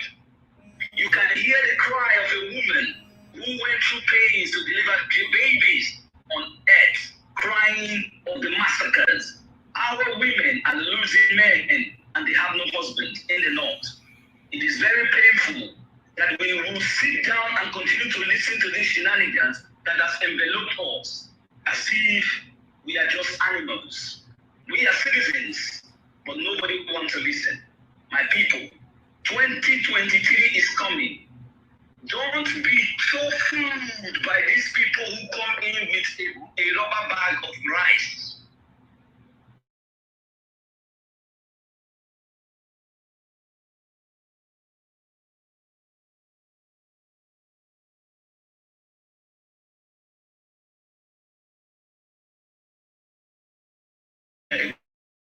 My people, please, I want to urge you, if you know the urgency and the cry of these innocent citizens who have escaped in different manner.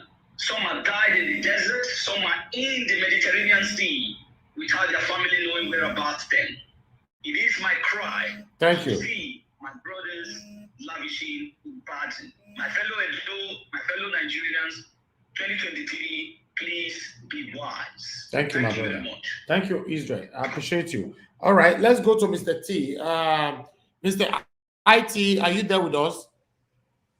Of course I am. Mr. IT.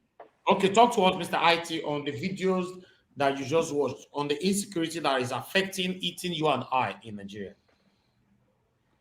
Wow, insecurity is just a big issue. I don't know. You know, Nigeria, because of the corruption that have happened over the years and over time, it's not difficult. Now, you know, when people are looting all this money, you know, you think that is how life is going to be. These are all the aftermaths of all this looting, the rich getting richer while the poor are dying. But those people are seeing it that we are the one doing the dirty shit. These guys are the ones just stuck there eating the money. You see, even this insecurity, people are benefiting from it. I watch those video of those women, that clip that you just show, begging good luck to come back. We are sorry, we are this. Well, they are saying their own, they have their reason. But to me, the insecurity did not start today. I remember after my graduation, I did my youth service in Plateau State.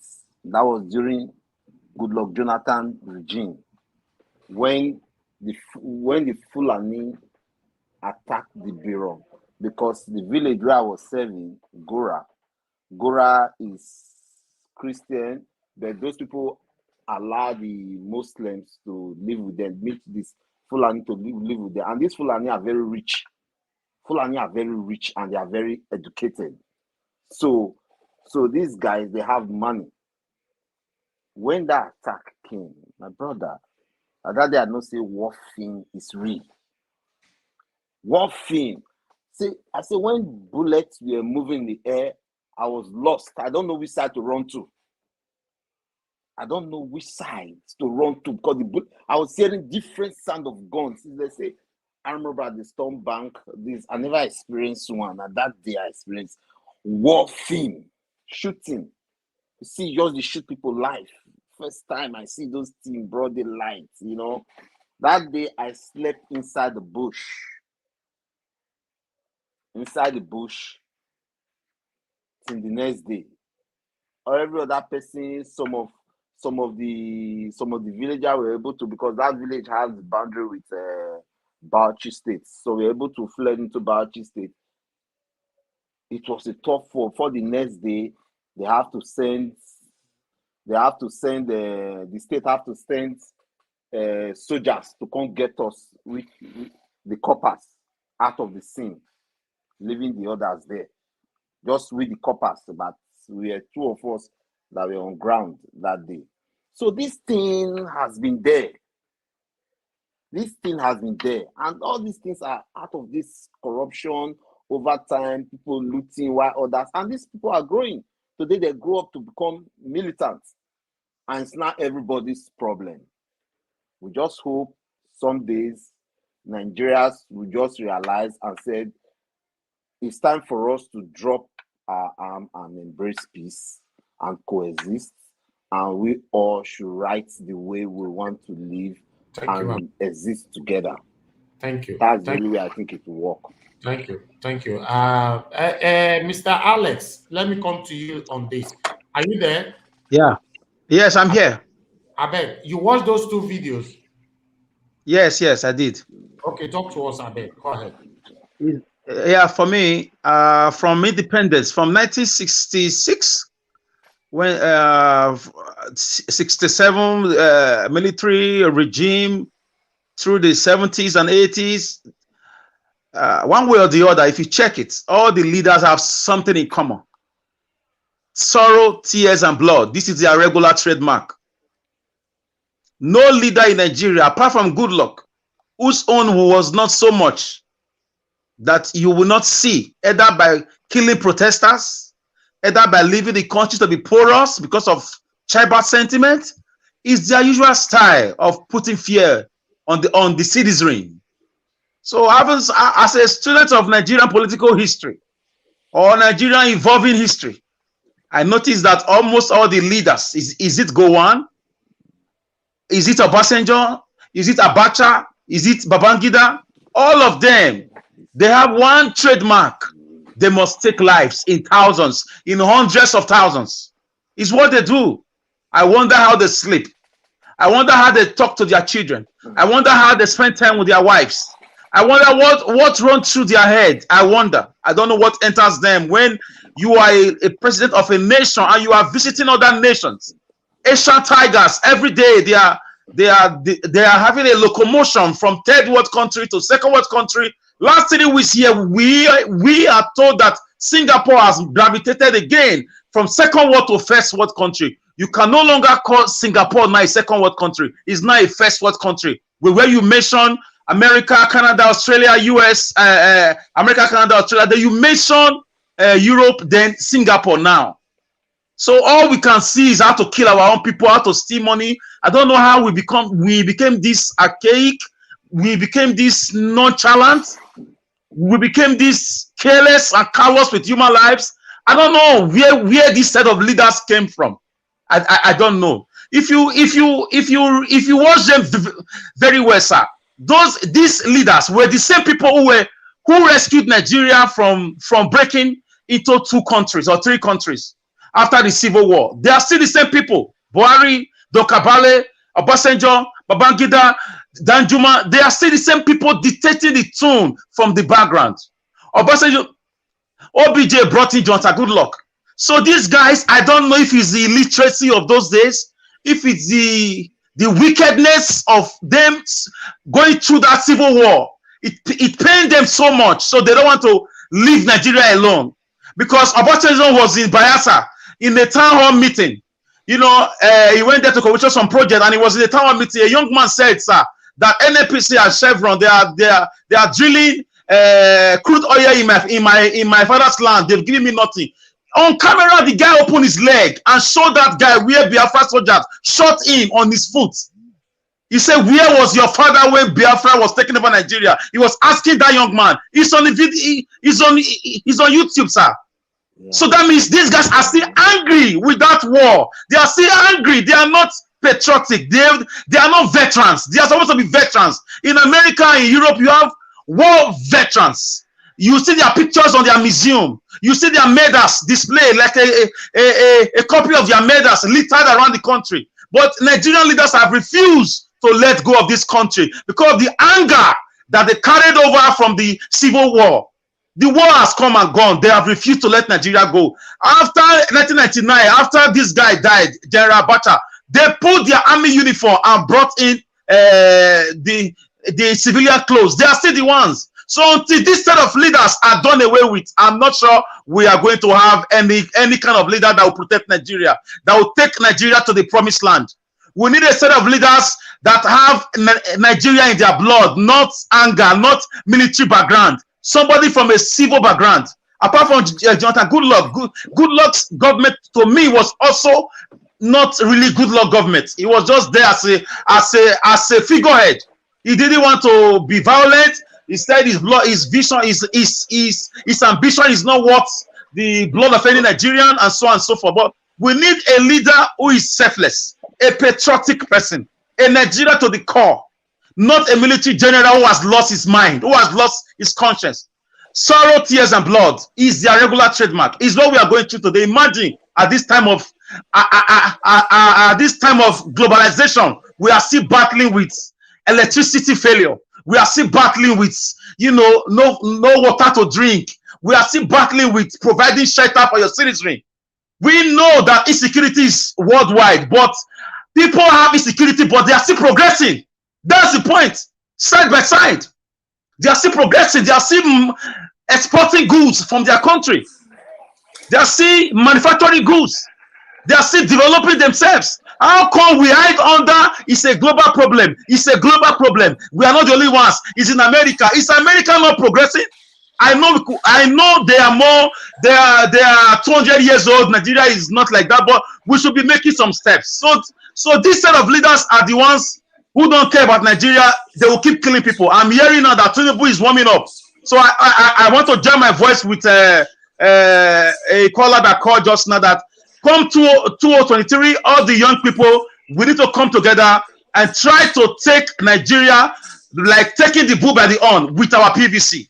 We will vote, defend our vote, and let these old men leave the scene. Civil war is over. We are no longer in the military regime. We need Nigeria to be run like a proper country. So our youth will not be dying in Libya. Our youth will not be slaves in some countries outside Nigeria. Our youth will have reasons to stay in Nigeria and be proud to be Nigerians.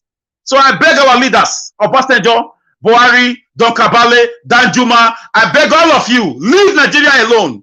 It's enough. You've stolen enough. You've spilled enough blood. It's enough. We need a brand new day in Nigeria. We need a new set of leadership driven by ideas. Leaders who are not corrupt. Leaders who are willing to lay down their lives for their citizenry. Leaders who take every human life as equal. Not leaders who care about looting money to foreign countries. We are tired. Nigerians are tired. As at 10 years ago, Nigerian diaspora were just 6 million. Today we are 25 million in diaspora. That is brain drain. It's brain drain and it kills a country faster than anything else. So stop driving the young people. Stop driving the able-bodied men who would have built this country into diaspora to build other countries. Because the country is not convenient. It's not comfortable. 9,000 doctors leave this country every year and nobody is saying anything about it. So it's called the bad leadership. Students don't want to study anymore. They are looking for quick money because there is no hope. After school, they know people who have left school for 5 years, no job. So it's enough. We are tired. You've stolen enough. You've killed enough. You've ruled enough. You've had a nice time. It's time to say goodbye to old men in power in Nigeria. Thank you, guys. Thank you. Wow. Alex, thank you for that speech from you. Who else want to talk on this? Because let's go to Mr. Mori. Mr. Mori, talk to us.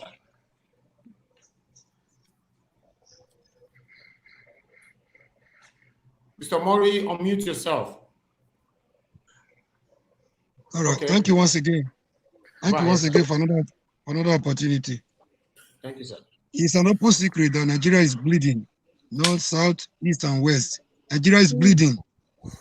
And I don't want us to focus much on the problem. We should be talking of a solution. And again, we have to know the difference between, we've never had any leader. There's a great difference. There's a huge difference between leaders and rulers. All we have had since 1960, from 63. Nigeria became independent in 1960. 1963, we became a republic of Nigeria. We've never had a leader. Leaders live by example. Leaders have conscience. Leaders have the interest of their people at heart. We have rulers. At best, you describe them as bloodsuckers. They are rulers. And again, we have dwelt so much on the problem. I want to, say something different from. I know that woman is in pain. The same voice they use in saying, "Say Baba," is the same voice that is saying, "Baba, you have failed us." You can imagine what that one is. That one is not a Christian. That one is not from the north, south. It's not from the east. It's from the north. It could even be from Buhari's own state. Nigeria is bleeding, whichever way you look at it. But I will beg to have another view. I'm a Christian. I'm a Southerner. I liken the Nigerian situation of today to the children of Israelites in the wilderness. They were suffering. They were in Egypt. The suffering was so much that they wanted to go. With God's intervention, they were let off the hook after so many signs. But they got somewhere. They were stuck. They started blaming the same Moses, who God used to rescue them, because they were between and between. They were between the Red Sea and the Egyptians pursuing them from behind. They started casting aspersions on Moses. I want to say that if good luck Jonathan, I'm not biased here. I'm not trying to be sentimental or tribalistic. Good luck Jonathan disappointed us even more than Buhari. I have my reasons. I mean, nothing would have made it possible. It was a long orchestrated political maneuver that led to the emergence of Goodluck Jonathan. Because in the Nigerian political equation, nobody from Bayelsa will have, the numbers are not there. It will be difficult. Let's not pretend about it. Because of the kind of politics we play, religious and otherwise, it will be difficult for a Jonathan to emerge. But no matter how you look at Obasanjo, an evil genius, I know. But it took a lot for Obasanjo to see the emergence of Jonathan. But what did we have? Try and say at this juncture, talking about Jonathan coming back, we are like children in the wilderness. We should not go back to Egypt. We should not be calling for those people. Jonathan was not bad.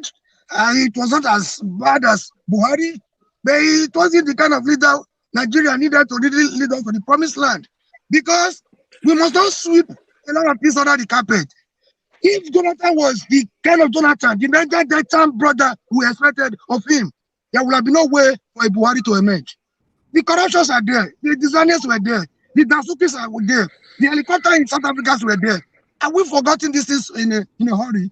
I don't blame the woman. When you are confused, you start looking, if you see the right thing in front of you, you prefer to look back to Egypt. I want to say, Nigerians, home and abroad, we must not look back to Egypt. Those people, rulers, they represent Egypt. We must move forward to how to get to the promised land. Thank you very much. I'll stop there for others to contribute. Thank you. Mr. Najawash. Yes, who is that? It's Brother Nice. Okay, Brother Nice, go ahead, talk to us. Yeah, about that woman that is asking, that she's speaking about Goodluck Jonathan should come back and rule Nigeria. Yeah. Let me tell the question I will try to ask us, we the Nigerians, and the Northerners as well. When the Southerners came out and asked for and come out for this thing, what are they calling it? They came out for protest. They said they don't want these people, SARS. How many Northerners that protest alongside with the Southerners? That's the question I will ask them. These Northerners, whenever the Southerners came out for anything, these people, they always do things contrary to what the Southerners stand for. But they forgot that the Nigeria that is even bleeding is even the North that is bleeding more than the South. Everything that the South is fighting for is for their own benefit, but they always work against the Southerners. They never stood with any Southerners. They will stand with all those their Fulani leaders. When election come, ask me how many Fulani will vote a Southern president in power. You see this religion and tribalism is still going to kill that country. There's nothing they will do about it. Because that Northerners, they don't want to stand with Southerners. That's the reason why when they said that Nigeria, we are not one, I still believe that. Because these people, their mentality is very different from our own with the Southerners. I'm telling you. But now they find themselves in this situation now. They are calling for Southerners to come and rescue them. When election come now, when Southerners present themselves, you will see them, they will turn against them. They will vote for Fulani. That's just all I want to say. All right, thank you very much. We have before we move on, somebody want to talk to me right there, right?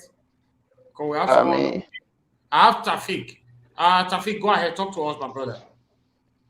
Just a little contribution. Just want to add one or two things to what the last caller just said. He's saying the truth. You see these people crying. I think they are pretending. Why are they crying? You understand? When we come out in mass for protest, you don't see any of them.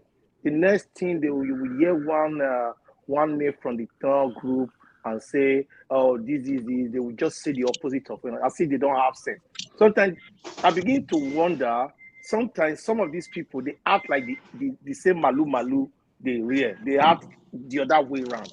They work contrary to whatever. They always go opposite way. They shouldn't cry. You understand? Because we are saying Nigeria is really bleeding, Nigeria is crying, Nigeria is dying, Nigeria is doing this, that, whatever. We in the south or southwest or southeast or whatever, we still far better than them. We don't experience what they are experiencing. If they really want to focus on this thing, let's fight this thing out. Let everybody be one Nigeria and come out in massive march and let this thing end. You will see these people when it happens. So to me, let everybody bear their cross. If they can bear it, with the Southerners, with the Southerner can always sustain. Like if you remember last time when the palliative affair was going on, what did they say? I read it and they were saying that the South doesn't have a problem, that they have people in abroad that sustain them. So when you say, in fact, there's nothing like one Nigeria. Let's just forget about that. So let everybody bear their cross for now. Like what we keep saying, we need fresh blood in the next election. 2022 is coming. We shouldn't make a mistake. We start praying for Buhari. That Buhari is even better than the person that is in now. We shouldn't make that mistake. Let's tighten our seatbelt. Let's wait and fight for fresh people to come into power. That's my take on this. Thank you. Can I contribute something, please? Who is that, please? OJ Narona. Okay, go ahead, sir. Once again, I greet the house. Just like the previous panelists have said, I better make I speak pidgin English, Jerry. What I want to talk, say, you see, this situation one we dey now, it good make we really take them serious, eh? No. You know they laugh all the time. Making I take them serious. or make we take am serious. In fact, we supposed to don the campaign. The first thing one go do now to break all these old people when they show their head leg, broke their leg. Make we wound them so that they not go fit fly. How much more say they won't contest? Yes. That is for social media. We suppose don't go far for their work, so that the people when it go be likely, people when we go finally vote for, they go gain speed, they go gain acceptance. Even though we know campaign for them, we first leave those ones. Maybe they fly, they come at their own pace. But these ones, when put chairs for road, so when put money for road, so when they don't die, finish, they won't still hold us down. We need to fire them from today. You don't know what they talk. We not go fit just discuss this thing here and there every day. Make we start work. Make we bury them. Make we bury them. God bless you now. God bless you. Israel Samota, go ahead from the phone. Yes, I agree with all the panelists that are talking. One of the things that we need to know that why Nigeria is like this, we have to look at it on this one. One, we have marginalization. Two, we have equality before the law. Three, we are not actually practicing a true federalism or democracy, which Nigeria claimed to be. How did it work? You see, yesterday, a lot of there's a video that was on the social media where the former head of state Obasanjo, Olusegun Obasanjo, and some other state former leaders and Sheikh Gumi were talking on how to move Nigeria forward in terms of insecurity. Sheikh Gumi said that the problem we are having is the little ones that are from the north are being marginalized because they are not having the education which other people has. Now, give me one example. I want to give you a clear example of how we are being divided. If you look at the statistic to go into the university in the south, it is based on if you have it from a 200 above, you can go and study in the university. But in the north, if you have a percentage of below 150, 120 or 200, you can go into. Is that equality before the law? That is a perfect example of how we are being brought down. A lot of things that are also another thing that is also going on is one thing is when you have everybody not represented in the Constitution spells out everybody is subject under the law. But in Nigeria, to what you have today, nobody is subject. Some people are still above the law. You know it. So, in a democratic system, whereby all these, where you have three people that governs a state that is operating a true federalism, it's like having like the United States. How can you just say people from Texas? People having like 6 states or 7 states becomes a majority. So the rest people who are just there are now minority. You are equally given the power to these people to kind of suppress the other ones that are coming up, whereby on the Constitution, everybody is equal. So it doesn't happen unless we come out and say, no, this Constitution must be written whereby every geopolitical zone, every tribe in Nigeria will be represented in the Constitution. And that is how we are going to move forward. You cannot say A is this and B will be that. It doesn't work because the Constitution spells it out what we are operating. We are not operating that because everybody wants to benefit. They want to have this to their own tribe. That is where you see now that the power to govern that country still comes from one certain part of the country. And it is unfair because the rest people are being seen as useless. This is where the problem starts from. So for us to have a unified state, we must come together and say, everybody coming to the table, let us rewrite the Constitution. And this is what is happening in Guinea. Guinea today, the military seized power by who? Mamadi Doumbouya, who said, I will only give power back to the civilian if everybody would be represented in the Constitution we are going to write. You see the ECOWAS running and said, let's go back to democracy. When this problem started, where were you? Where did you go to? Now, because this person has said, you are not telling them now this is the problem. Even when the coronavirus came, when Nigeria will be banned, you didn't hear a word from the economic community of West African state, all the head of state coming together and saying, we don't agree to this nonsense. Nobody. Where is the Organization of African Unity, AU? Where are they? These are the things we need to kind of look at, and before we start moving on as individuals and as citizens. My people, this is all I want to say. Thank you. Thank you very much. Thank you, my brother Israel. I think we need to talk to. We have not seen leftists since. Where's leftists?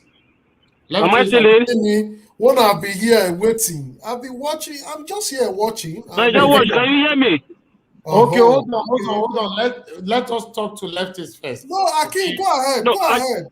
No, I just want to know. Can you? I just want to confirm. Can you hear me? Yes, we can hear you. Okay. That's why I just want to confirm. That's fine. Okay. Leftists, talk to us. What do I have to say? I have lost my words because I've been watching for more than close to 1 hour. I've been here looking at everybody taking space as if we are in Sabisa Forest. We are even bandits. People are even doing banditry in online. Now Israel, Alex, now they capture this program, will not be me. Plus Akim, today me surprised. Akim not follow the capture this program. My brother, insecurity in Nigeria is not something we should. Yeah, me too. I shock. Akim just come today.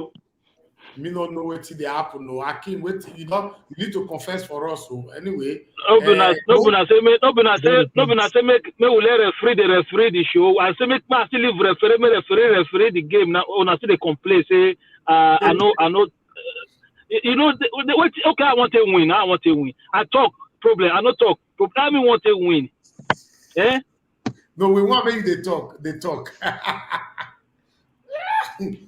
Well, the problem of insecurity, judging by the video, when a lot of people, when the woman was saying, Baba, you have disappointed us. And for those people that voted Baba, you people should check your conscience because I'm not among. I did not vote him.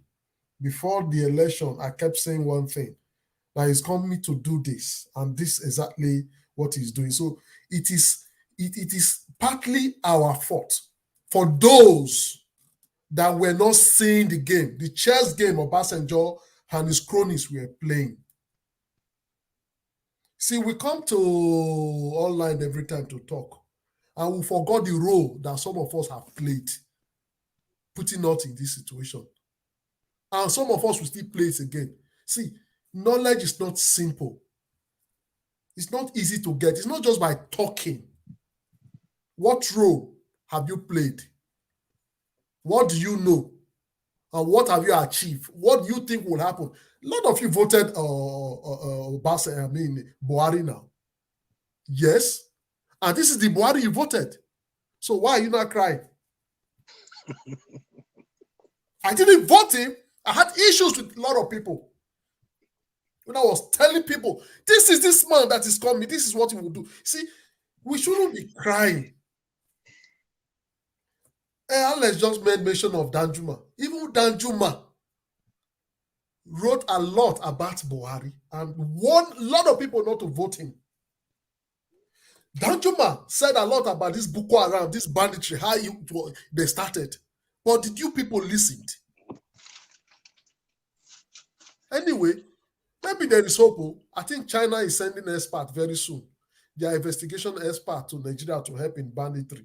I mean, the insecurity problem. Maybe you are not aware. China envoy has agreed to send some experts to Nigeria to help in insecurity. Maybe you don't know that. And maybe you also don't know that about 7 people were burnt alive in Osun State just on Wednesday in the bus. Maybe you are not aware. Maybe you are not even still aware as of today. The kidnapper has sent message to family of one man. One driver, one truck driver that was kidnapped in Benin Auchi Road going to Shagamu. Maybe, can I still remember his name? Something Ireyomi or so. That has been kidnapped since October. He was asked to bring 3 million. From 2 million till then, they dragged it to 300,000. You know what they said? They said, no problem. You people just use the money to do the burial. Yes. As for me, I'm not too crying about the insecurity anymore because we already know that the agenda was Islamization and this Fulani thing. But now, according to one of the speakers, who is suffering it more? Is it not still the North? We know them now. Let them come to Benin. You can notify them. They would have hijacked the whole Nigeria. If not that's we know them. They are unique in a way. They are not like every other part of the people in Nigeria. The moment they enter, you know them from the way they behave, the way they dress. You know this one is from the North. This must be this. Sometimes this one will be Boko Haram. They are the Boko Harams. It is the North against the South. I hope Buhari and I hope Obasanjo is seeing what it costs to. They want to punish Goodluck Jonathan. That is why sometimes I'm not even blaming some people that are having problem with the government when they join this force to bring in banditry. Yes. I'm not surprised. And you shouldn't be surprised. You that voted him. There's no magic about it. Go to your drawing board and play chess and see what is happening to the leadership and Nigerians. We seems not to have this thing. We get carried away. We are just players. Hey, we sing praises all the time. At the end, we will not be the one. If I had known, what do you mean by if I had known? For you to vote Buhari, don't talk. Don't talk, because you caused all this problem. Anyway, whether you vote him, you don't vote him. It was an frustrated game. Just like one speaker said, you are giving power to majority. Cow, goats, fowl, they go use and vote for not. Underage, they go use and vote for not. They go bring a lot of people from Nigeria. Do you think they are actually the majority in Nigeria? No. They are not actually the majority in Nigeria. Thank you, my brother. They are not. It is the cow, goat, fowl, human being, small picking that turn human being there. So for us to way forward, it still lies on we, revolution. You don't expect any international community to come and fight your fight. They won't fight your fight. We must be ready to shed our own blood.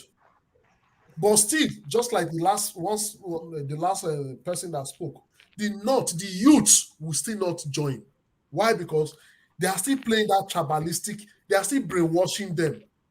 They are still being used to sabotage the whole country. So that's where we are. Not until we all agree, and now we are not even one, not until we all agree to fight this together, we will still be where we are. We'll still be where we are. That's my take. Thank you, my brother. I appreciate you. So we are going to be rounding up now. Let's talk to Mr. T. Then we take it from here. Mr. T, I can see you're indicating. So talk to us, Mr. T. Unmute yourself. Talk to us. Yeah, go ahead. Yeah. Thank you again for giving me the platform again to still air my view. Number one, I'm a big supporter. I voted APC and I supported Buhari. For the fact that I put my vote there. You are banditry too. My friend, relax. You see? Hello? You see, yeah, can you hear me? Yeah, go ahead. So, what I'm saying is this.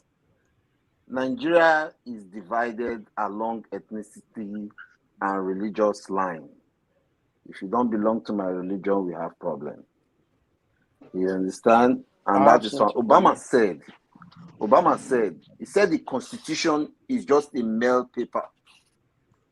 He says it's just a mail paper like any other people. It's the people who decide that we want to honor and respect this Constitution. That's why you see everybody obeys the Constitution.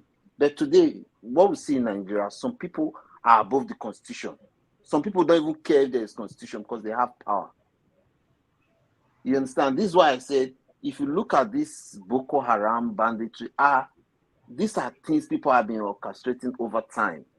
Now it has gotten out of hand. Now we are looking for the other person.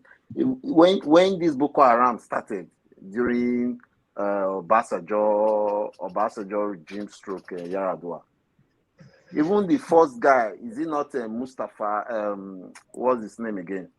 Shakarao. Shakarao came second, the first guy. They were even going to Sudan.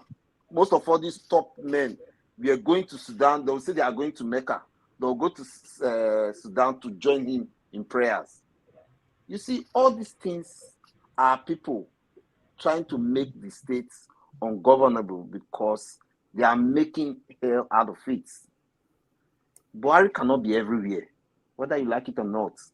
One Buhari cannot be in Abuja, be here. Everybody have to play their parts. Everybody have to support. Look at the white paper for that NSAS. The minister said it. Lagos does not have the power, does not have the constitutional mandate to go into the conduct of SARS. So that white paper is null and void. If you come, somebody can go to court and contest it. You cannot look into the conduct of the police. Why am I saying this? We need restructuring. Let every state develop in their own pace. Let every state police themselves. We'll have the head, yes, but let every state have the autonomy. Let them have the power to govern themselves. Bad boys or whoever that is Fulani, because nobody have ever shown me one operating in Auchi Road now. The governor said his hands are tied. You need to call Abuja to come and govern the place. And Abuja have many problems. Boko Haram is bombing, the other one is happening. You know, so we should restructure the state. This aspect of saying, I did not vote for this, I vote for this, politics has come and gone. Now what we're thinking now is that, how do we work the state? Because I don't think one angel will fall from heaven. These same people are still the people from Nigeria there. These same people are still the same people on ground there. These same people are the same people who are looting the treasury. They are just disguising, moving from one party to the other. Who are we going to vote for now? Who is the saint now? So the thing is that, to me, we should restructure and see if that way will work. Thank you. Can I make my own contribution on Nigeria? Thank you very much. Go ahead, Akim. Thank you for. Yes, can I come in, sir? This debate. No, let Akim finish. Go ahead. Alex, I come to you. Please, can I? No, you can go in. Come in. It's all right. Okay, Alex, go ahead. Talk to us. Alex. Let Akim continue now, since he has started already. Let me quickly, before Akim continue, let me quickly respond to. Yes, I want to thank the honesty of the last speaker. Yes, I'm listening. Can you hear me? Okay, go ahead. Yeah, can you hear me? I'm listening. Yes. Alex, you need to come back then. I think you are a few seconds away. All right, then I'll make my contribution. I'll make my contribution now. Go ahead, Lefties. Quickly talk to us. Yes, I want to quickly respond to my the last brother that just told me to relax when I say it was part of the problem. Yes, for that, you know, when I was saying that one has passed, just you have said, you made a suggestion, and it's you talked about restructuring. Is it not the same restructuring that's been bringing problem? How many times have they held a town hall meeting and committee on restructuring, and they've been paper about how many times have been submitted? Have them honored it? Do you think they don't know the problem? Do you think they don't know if you restructure or advance? We just said restructuring. Do you think they don't know the word restructuring? Why are they afraid of it? Israel. So why I'm just still responding. Watch properly. See the body language. How would restructuring happen when all the heads, authority, are from one region and they all say one thing? Yes, I'm back. Oh, Miss Alice is back. unless we take it by force, unless we come out, just like you said, sir, that Obama you guys need to hold on now, please. Constitution is just a paper. It is we that have to defend the Constitution. Okay, let me. I think go ahead. Mr. Najawash, do you know that my last contribution to this show was the Tony Kabaka issue? You'll be given the floor now. You speak now. You speak now before. Okay. Thank you very much. So the way I see it here, we have an elite problem, elite versus the poor problem. We don't have a religious problem. We don't have a cultural issue. What we have, the problem we have today is the elite against the poor, against the ordinary Nigerians. People need to understand. Just look at our history, okay? When MKO contested for presidency during the June 12 election, he won election in Tofa State, in Kano State, and MKO is he at the time a Muslim. His deputy, the guy that was running with him, a Muslim as well. Nigerians don't care. We do not care. You see me right now. I don't care who the next president is going to be. If you know what you are doing, if you like, let it be Buhari president, Buhari vice president. As long as they give you electricity, they give you water, they give you everything you want. I don't care. I live in the Western world. I don't care where my leaders come from, the region it come from. I just care what he's got to offer. And the problem, the biggest challenges we have is we as a people, when they are kind of goading us into this religious and cultural issue, we always follow them. Do not buy it. Don't fall for it. That is not our problem. When they want to steal your money, both Muslim and Christian will be in the same room. They will share the money. They don't tell themselves this is Christian, this is Muslim. When they want to steal your money, both a Northerner and the Southerner, they will sit down together. They will steal your money. They do not differentiate among themselves when they are robbing you blind, when they are taking what belongs to us. So let us stop dividing ourselves as well. The Northerners, those women you see that are crying there, those are people who are feeling the pain. Just like you have them in the South. You have elite up in the North who use whatever they've stolen from their ordinary ones to buy themselves security, to buy themselves electricity, to give themselves good life. And a Fulani man who sent his own children to school in abroad will open his mouth and tell you that Fulanis, they are supposed to be in the bush with the cow, but his own children are schooling abroad. How can you follow such people and listen to what they are saying? We have to come together as people. We too now have to divide the elite against themselves. I think what we need to do is create a platform where we can organize a huge protest. That protest should be like 1 million mad protest to the National Assembly in Abuja. Forget the presidency now. We go to the National Assembly and we stay there and say, listen, until all of this constitution is amended, change the way we want it, we are not living here. Okay? This time around, you divide them against themselves as well. Because we are not fighting against the executive. They'll say, okay, just leave them, let them fight against the legislator. But you know your plan. This is what we have to start strategizing now. People say, oh, election is coming. Listen, it doesn't matter who you elect. It doesn't matter who the next president of Nigeria is going to be. I'm telling you today, if I ask anybody on this panel right now that, who was the best president in Nigeria, you will start looking backward. Obafemi Awolowo, Nnamdi Azikiwe. That is the era you look into. From that era up to now, it's all been failures. Why? Because we changed the structure that we were operating on at that time. And then we came into this unitary system of government that doesn't make sense. It doesn't work for us. Whereby, and another problem that we have is crude oil. Since we discovered crude oil, Nigeria has never been the same again. It has been downward. It has been downward. They've been using that money, crude oil money, to divide us against ourselves. Please, guys, let us stop buying this religion divisionism, cultural divisionism. It is not for us. This is what they use to keep us quiet, to use us to fight against ourselves. Why they rape us blind? We need to stop it. I'm not buying it. Okay, thank you very much. Yeah, please can I come in, sir? Thank you. Yeah, please, it's my turn. Yes. Can I come in, sir? Talk to us. Okay. Yeah. Thank you, Yes. Mr. Hakim. Yeah, we don't have problems with religion or region or something. The problem we have is a problem of mindset, like wickedness. The leadership, they are wicked. They choose to be intentionally wicked. It's not even dictatorship. It's not even a system of government. Gaddafi was a dictator, but he loved his country, even if his country was instigated by America and the Western world to kill him. But for 42 years, he fought for his country's welfare. So he ran his country not in a democracy, not in a unitary system, not in a presidential system, but he just gave them good governance.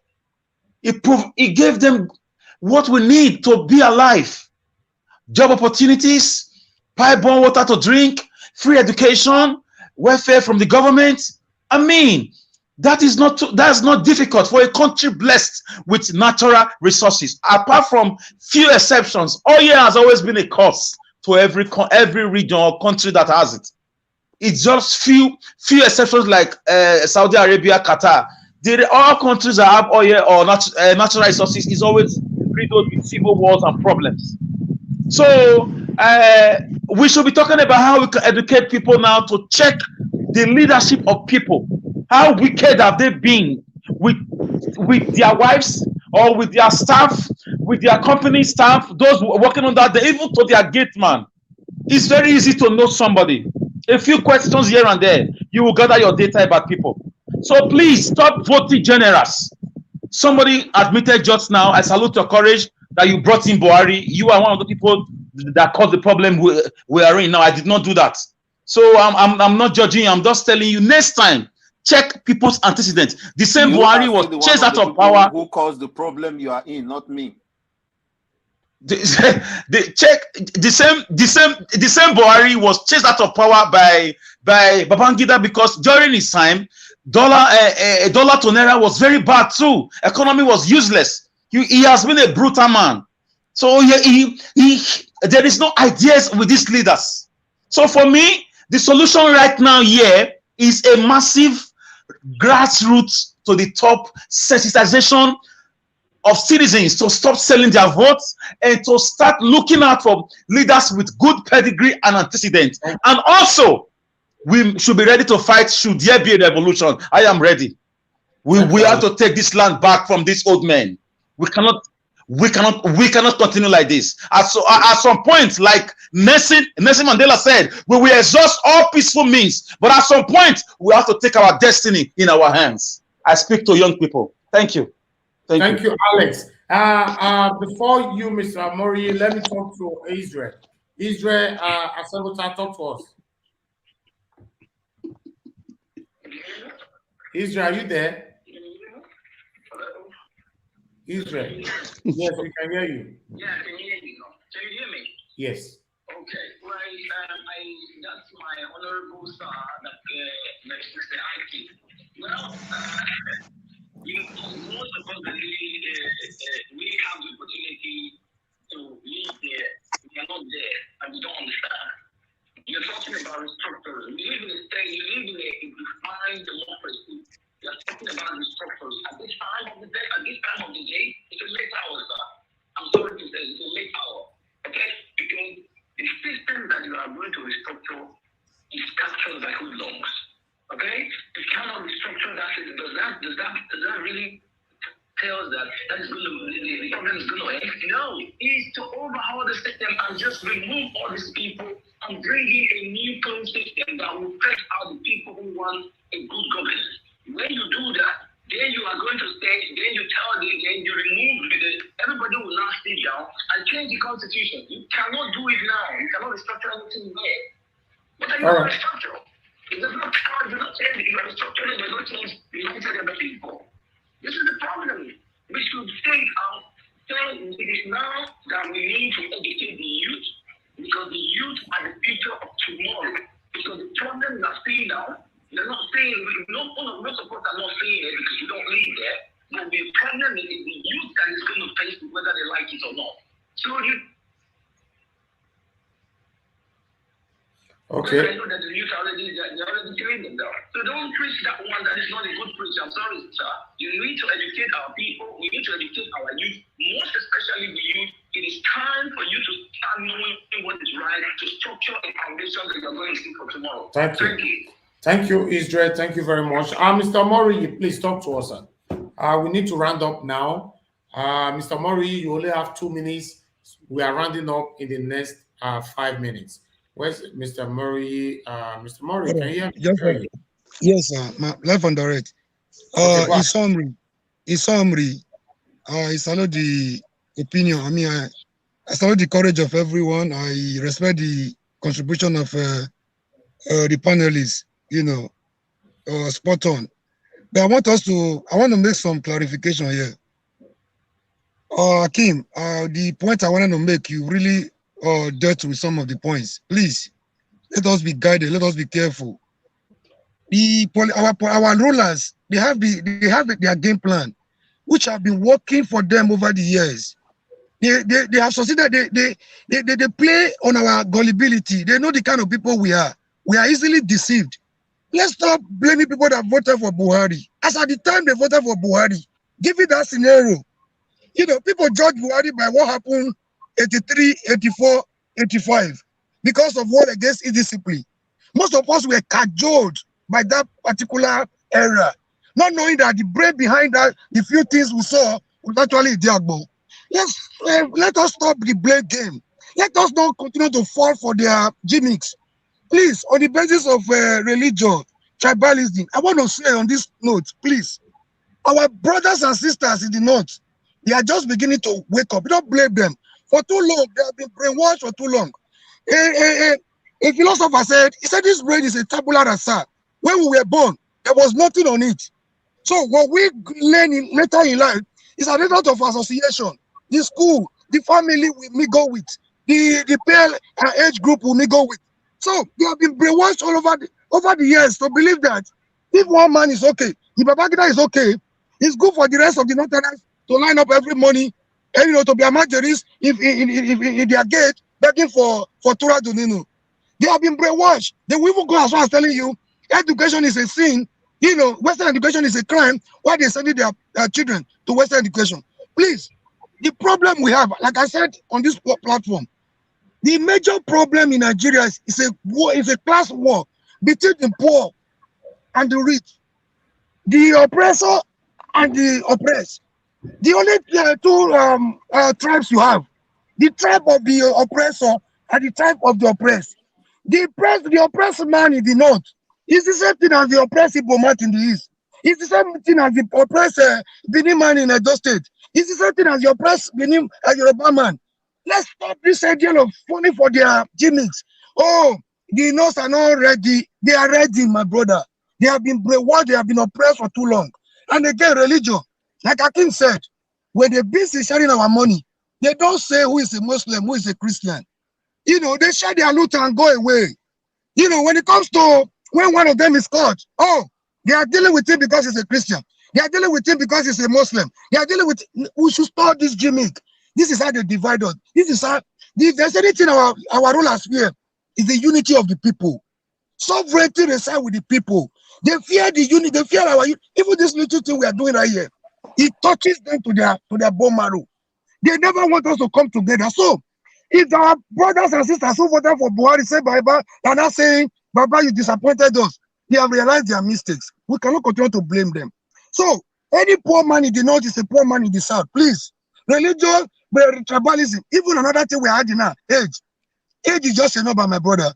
I've seen a lot of young people now that have disappointed us. Keyamo used to be a comrade. Today, what are we seeing? He's eating, he's not talking anymore.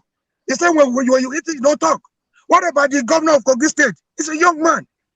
No, so it's not actually by age. You know, I believe, you know, in active age, second age bracket. But the problem is not actually merely age. Age is a contributory factor. I want to conclude by saying, even if you bring an angel from heaven today, the way Nigeria is, it's not going to perform because the amalgam called Nigeria is structurally defective. Without restructuring, we go nowhere. Thank you very much.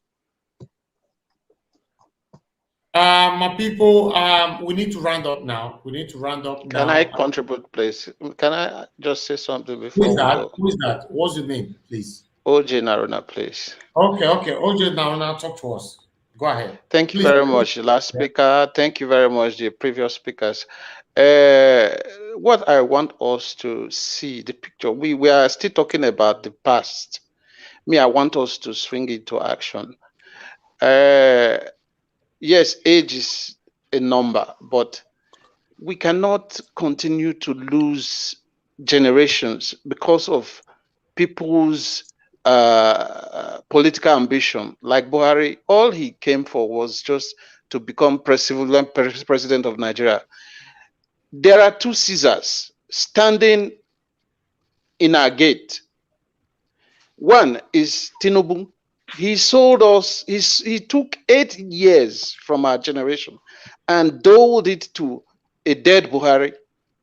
And then now he's waiting to take over the baton from him and to pretend to be a savior. And we think we should entertain that. I will not. And I think many of us here understand what I mean. There is another guy called, what's his name? The one who is now running over the place from the PDP. I don't know his name. The Atiku one that, Atiku Abubakar. That guy is a Caesar. We have to stop these guys even at the gate. Let young people, let other people try. Let them try and fail. We have to move away from this very rotten past. That's my own contribution. We have to move very fast. My brother. That's it. My brother. I just want to quickly make a submission here. This, okay. I understand that we want to look for people who will run the country. My brother, if you give Lewis Hamilton the best driver, you give him a Magiri car to drive. Me, that I'm not a Formula 1 driver, I will overtake him. The structure is not good. It doesn't matter the ability of the person. It doesn't matter. Look, if you make Jesus Christ president, Muhammad vice president in Nigeria today, they will still fail. I'm telling you, we need to accept that one first and foremost for us to understand. My brother, yeah, you just made a point. You just made a point. But the thing is this. Yeah, my brother, listen. Look, somebody young that is not attached to this past. Excuse me, sir. Somebody young that is not. No, Mr. Naruna, hold on, please. Hold on. Let Akim finish, please. Akim, okay. Go ahead. You asked me a question earlier. Very good, Mr. Najawash. I want to say something. You know, we are the only country that, as I can understand, if we are the only country whereby in Nigeria today, if you want to get a Nigerian passport, you go to the immigration office. Are you an immigrant? You are not an immigrant. Immigration is to deal with foreigners, immigrants. Okay, everywhere else you have passport office. But why do we still keep that immigration service delivering passport to Nigeria? Because that is what we've been doing for years. We are endemic to change. We can change all of these things, but we need to understand where our problems is. We need to focus on the National Assembly, my brother. Let's focus on the National Assembly. Let's start to restructure Nigeria the way it should be. We cannot be spending majority of our resources to run government. Majority of the money, go and look at Nigerian budget. They spend more money to run government than the money that you're supposed to spend on education. What is the percentage of Nigerian resources that goes into education every year? Look at your budget. That tells you all you need to know. We spend a lot of our money running government. Obafemi Awolowo runs the whole of Western region. The whole of Western region from one-story building in Ibadan there. One-story building. Come to Dublin. Anybody who lives in Ireland now, you go and see where their government is. It's one compound there in Dublin here. It's the city center here. Okay? But we spend majority of our money running government. 36 states. We don't need 36 states in Nigeria, my brother. Let us start to undo these damages that they have cost us. It doesn't work the way it is. It doesn't matter who you vote for. I'm telling you, bring the youngest Nigerian today to come and run Nigeria the way it is structured now. brother, he will look. In fact, Buhari, when he finish, you will say Buhari is better than him because that is why you hear the telling now that Jonathan is better than Buhari. I just want to respond to what he has just said. Sorry, sir. Thank you very much for your contribution. But yeah, I agree with you totally that there's a structural problem. But you know, all these old guys, this current structure, they are the pillars behind it. They will not let it shake. They will not let it shake. How much more you will remove it? So we need somebody. That is where we need to come in. We as people. Yeah, we need. That's why I'm telling you now that we need to shut the gate against these old guys. Shut the gate very hard against them and let the younger ones come out from the backside, wherever, and then we can choose from among them. Because look, it looks impossible, but it's very possible if we know what we are doing. It is possible, but we need to go to National Assembly. They need to unbundle everything. My brother, they need to unbundle. Look, I'm just making example references. You have 36 states. Every state have a governor. Every state have a state house of assembly. Every state have commissioners. Do you think who is paying for all of this? Isn't the money we don't have for education? But my brother, the Senate is a cesspool of these 10 people. The Senate is a cesspool. It's like you say you want to pursue cockroach come out for house. Then I mean you say you don't want to see cockroach. You enter land train. Now they're cockroach there now. So we need somebody when go carry fumigation, enter that cesspool, pump and put. All of them will come out. I agree with you. We don't need one man. No, there's no one man that can do this. When he was less than 25 years old, he started stealing. He has never done any job in his life. He started with his father. There's no one man that can do this. Now they have even started another dimension. They are making the law to make them internal criminals. They are leaving the office. They steal from us while they are in office. While they are leaving, they make law that will make them pension for life and their generation. Yeah, we can change all that. We can change all that. It's not just by age.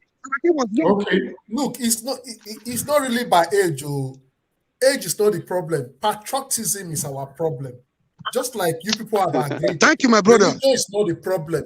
Age is not the problem. It's patriotism. Okay, for example, now the new national chairman of APC, I think he's 25 years old. They are bringing in, since you people are calling for youth, they are not trying to groom another youth 25 years old. My brother, you see, what I'm saying is, you see, all these people when you chop udoji money, they not get sense. They not get sense. That mean they tell you. Yes, the country right. when they live for years, so if you know how they don't records. Now here their children there now. Yes. I beg you, we need to block these people big time. Any way possible. We have to be Chowore in our own way. Not be age, that patriotism. A patriotic leader that is not afraid of anything. Forget the structure, my brother. Somebody is talking about the structure. If you bring any person, come based on the structure. If you have a patriotic leader, you go change structure. You go one man cannot do it. There's no one man that would do it. I'm telling you. Look, when Buhari came into power, right? It was throwing all blow, Baba this, Baba action, Baba this. When Saraki started to handle him, what did he say? What did he do? He calmed down. Buhari sent a budget to National Assembly. After they brought the national, he said they passed the budget. And they say, listen, if you don't pass it, bring it, we will override you. What are you going to do? They say, if you don't pass it, bring it, we will override you. That is the system that we are currently operating on. You say we should go and get a younger person. How is he going to change it? When we say restructuring, anyway, let's organize ourselves. Let's do what we can do to take our country when we back, say restructuring, yes, let me throw light on that restructuring matter. For me, when we say restructuring, it has to do with, first of all, cancellation of the constitution and allowing countries to operate on what they have in their regions. Divide the regions. It can be a confederation where they have a loose center and a stronger region, a weak center. If you go to South Africa, that is how it is. If you go to places like So they only just meet at the center. Assuming we're actually operating on that, you won't be seeing cows in our forest. That was the result. Very good in importing cow by now. They would have that animal. That was the result of. You understand? That is actually what we need. That was the result of the Aburu conference. But yes, that was the result of the Aburi conference in Ghana, Confederation. Before British sent a message from Buckingham Palace that go on, what have you done? You have been cajoled by this historian Odumengo Ojukwu. So Confederation will be a very good way to restructure Nigeria by destroying this evil. My brother, it was what we had before. It is these same people that are calling for Biafra now. They're the one that they ruined the whole thing. They changed the system. They say they want a unitary system of government. They ruined the whole thing. Now they're calling for their own country. But the Biafrans felt marginalized. They felt marginalized. They felt marginalized about the coup that took place. They felt targeted. When? At some point, no, the coup that took place, they felt that it was against their at the time. There was a coup that only the Igbo generals were killed. It happened to the Northerners too. So they didn't see the equality. My brother, do you follow the history properly? Who first of all? Where is Agui? Where is he from? I did. Odumengo felt oppressed. That the Northerners. My brother, where is Agui Ironsi from? Do you not understand that when Agui Ironsi coup happened, they killed all the Northerners? Were you not aware of that? That was the one that opened. Yes, and the Northerners. A revenge. Yes, and the Northerners and the Northerners came up with their own coup. Yeah, exactly. But the Northerners came up with their own coup too and finished the Igbos. Okay, and after that, things were not the same again. My brother, let's look forward. Let's look forward. The way, okay. Let's look forward. The way forward is to destroy this 1999 constitution given to us by British in 1998 after Abacha died, by the military men and everything, and go back to Confederation. My brother, the people that went to school, when they graduated, they had jobs, they give them cars. Look, the people who benefited more from Nigeria are the ones who are destroying Nigeria today. Exactly. Those are the Udoji people. Yeah. You're right. You're right. We are not the National Assembly. And Nigeria was, I say order. We are not National Assembly. If you want to say nay. Say hi. The eyes have it. Alex, off your mic. Hello, Naija Watch. Yes, we need to round up now, my brother. Hello, Naija Watch. Before we round up, may you still give us on your whole idea. We want to hear from you. Now me be moderator today. I also make we know. May you still talk. Moderator go talk. Oh yeah. No, I don't want to talk. He has to talking now. Don't be the frame the question. Not the people on the talk so. I see what because we can talk. I tell you. Thank you, talk fast now.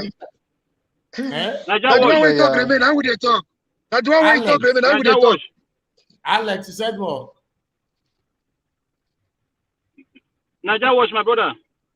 Okay, Akim, I hear you. You know. Hold on 1 second. You know, when I follow your show, the reason why I contacted you before, you came up with a suggestion then that how we're going to come together and we'll start creating a platform to use for development back home. You know, and I hope that this new year coming, we'll be able to come up with something. Yes, okay? Of course. Yeah. I hope we'll be able to come up with something. If we have to work with the government of the day, you know, people come together, put whatever they can together. If it's renovation of schools, you know, if it's primary health centers, if it's water, providing water for the community. So these things we need to come up with this because it is not just about criticizing. We say we need to start doing our own, playing our own part as well. Yeah. So, Mr. Kim, we are already working on that. In January, we'll be announcing our efforts so far. Okay, we are already following the rightful process. And we should be breaking that on air in the next 3-4 weeks from now. Okay. Akim, you hear me so? All right. Okay, Alex, we are running up now. Yeah, sorry, I can hear you now. I had somebody calling to my phone. Sorry about that. Yeah. All right. Okay. I say the next 3 weeks or max 4 weeks from now, we'll be announcing something very, very significant. Yeah, because let us be seen as one of those people that are making changes as well, not just criticize, condemn. We are getting there. We are getting there. Mr. Najawash. Yes. Mr. Najawash. Yes. What about, when are we going to discuss about the BBC this thing? Okay, that BBC documentary. Hold on. I have Engineer Ken on the phone. Engineer Ken, go ahead. Talk to us, sir. Yes, about this restructuring Nigeria and about what that woman was saying. You know, all that lady was saying was a stage. That wasn't a real talk. You know, I know for sure that since last year, Golo Jonathan, he's trying to bring his way back to Nigeria. He's a very good guy, he's good. But if we should start having a state police, that is going to make our governors to become so powerful that they'll be using the state police for their own selves, you know, for political war. You know, I want to really talk about my state. You know, that is my major priority right now. The insecurity in my state is so bad that our government is sleeping about it because of his political ambitions, either in the Senate or in the rep or to become a minister or whatever in those northern platform. You know, I don't see the reason why Obaseki has to go to Abuja to look for help from Abuja. We have our gallant security network in those states, our gallant youth. Fine, you give them guns. You empower them to carry guns as a vigilante. Why don't you give them a full empowerment? Pay them salary, you know, bring out the hunters in them, you know, bring out our knowledge, our native doctors, bring them out, let them find these guys. Let them go into that forest and fish out all these Fulani herdsmen where they are hiding. They all know where they are.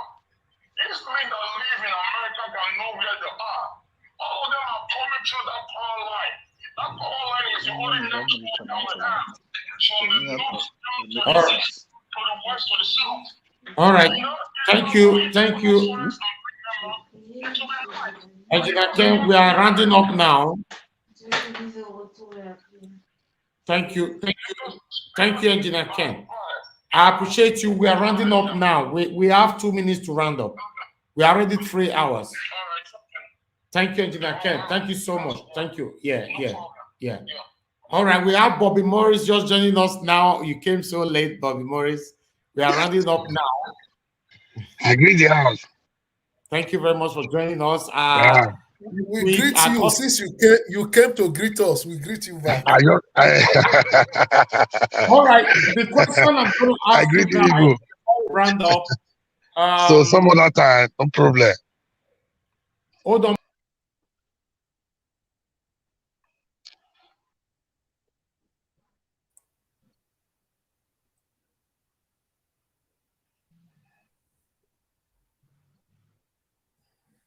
Yeah. Okay, my people. Before hold on. Next week is Friday is Christmas Eve. You all are aware of that, right? So are we gonna have a debate next week Friday? We can. On which time? We can, right? Yes. Well, yes, of course. We have a debate. What difference does it make? Wait, so even National Assembly they get holiday. No, we still get holiday now. Sure. Jesus Christ was not born on 25th. We know at least may they see notice say we self get holiday. Let us not go there. There's a fire in the mountain. He has his body. Go holiday. once in a week, 3 hours in a day. Now you want to get holiday, so once in a week, 3 hours in a day. Bros, as And yet our Christmas, our greatest Christmas is to liberate our nation. House of Assembly online. The greatest Christmas we can give is to liberate our people from the shackles of oppression. Okay, all right. Our debate continue next week Friday, 7 p.m. Nigeria time. As that will be. I thought you said someone was joining just now. Yeah, yes. But he said he can't greet us. Bobby Morris, he come late. Yes. So agree to greet us. Mona, no, you let Bobby Morris talk. We're not gonna come up for here. Agree, he can't greet us. May you all greet us. Make it go. So, no. The issue is that I never just know what the, okay. I never just know the issues on the ground. Okay. This is not greet us. Mo just give her 5 minutes. Mo take as he take the talk. 5 minutes. No.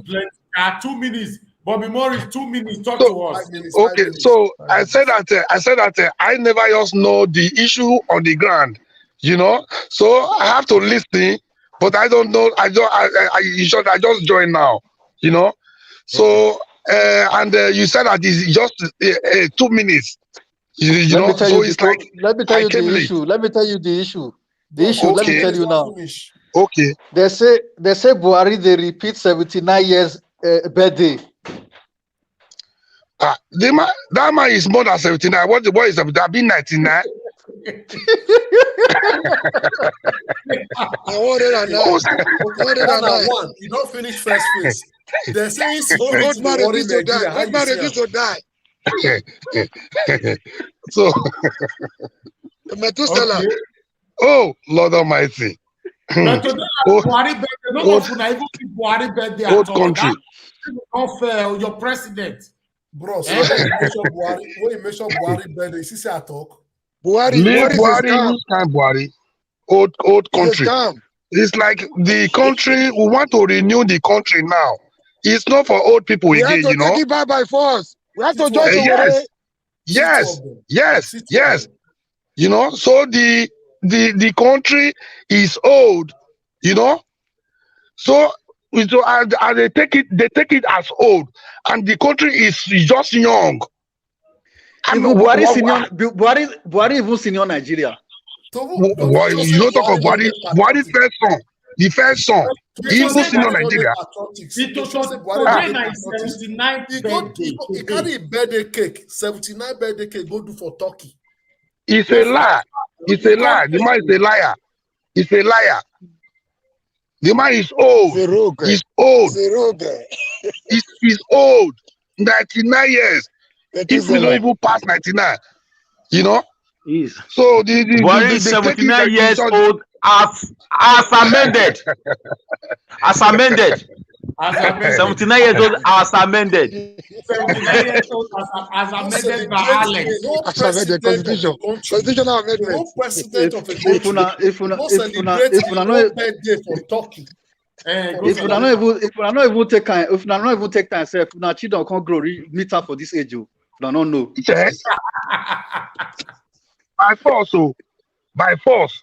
Nigeria is not a country, it's not a nation. It's not a nation, my brother. It's not a nation. It's not a nation. You know, so the country is already destroyed. It's already destroyed. The country they collapse every day. Can you see the old Can imagine? Tinubu is 68, right? Now, what did he tell us with that? More than. They are liars. As amended too. They are liars.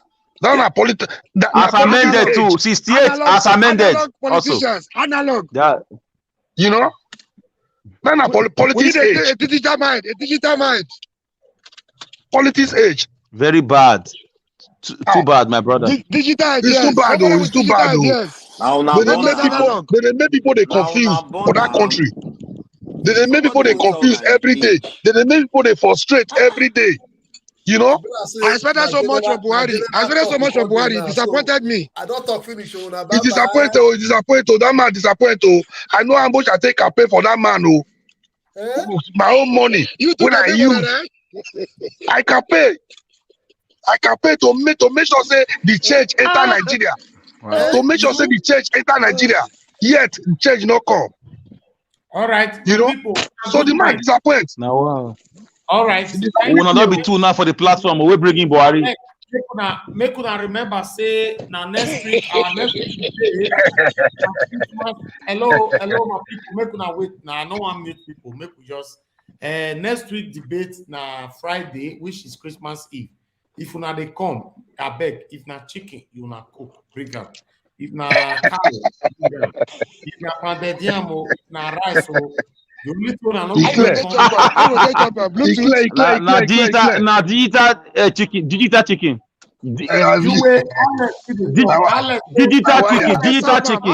Cryptocurrency chicken.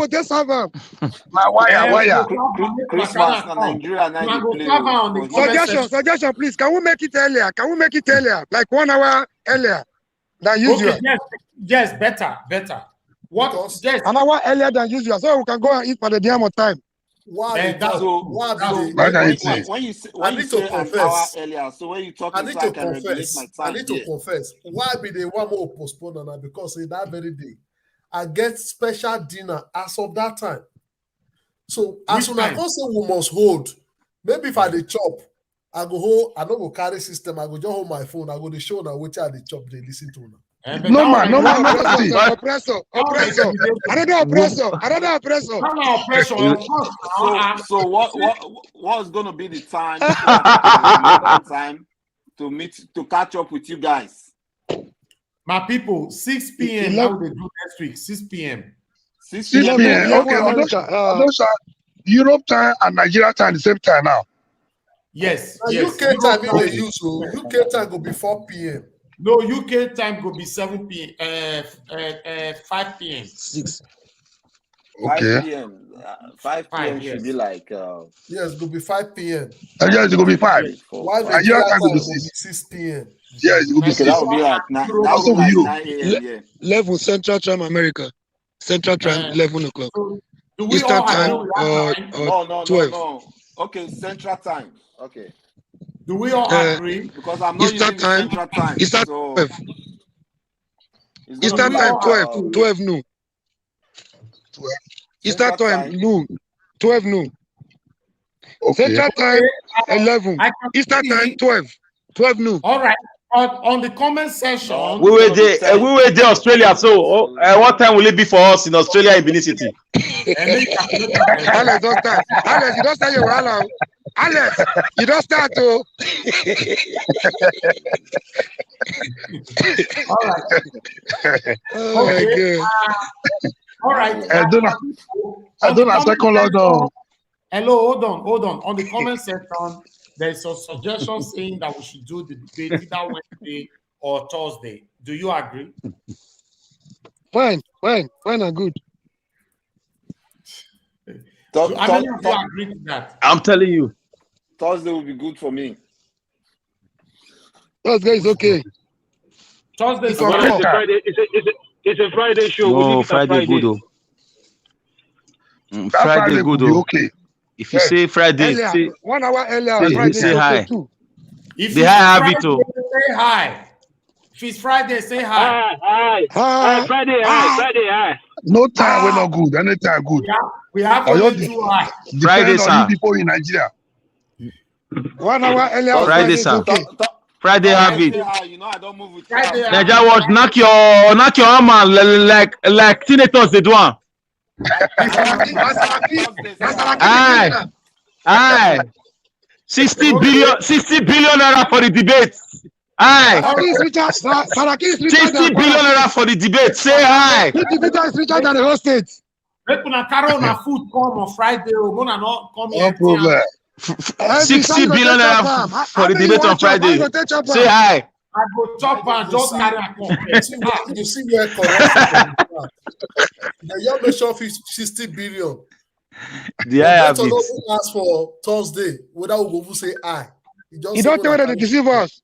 They go don't discuss finish from now wow. So when they don't chop finish. No.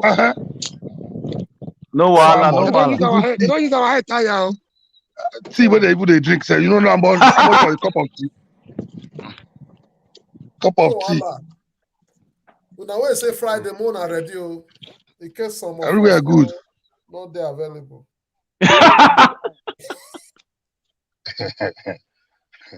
Everywhere good. I never know how many. Happy to see you guys. I never know how many cartons I go drink that day. So no go drink, oh. I bet when I suffer the drink, oh. Each chin 11 million naira. Each chin 11 million naira per unit. All right, and the Irish word say me prepare music. Say they want dance that day on Friday night.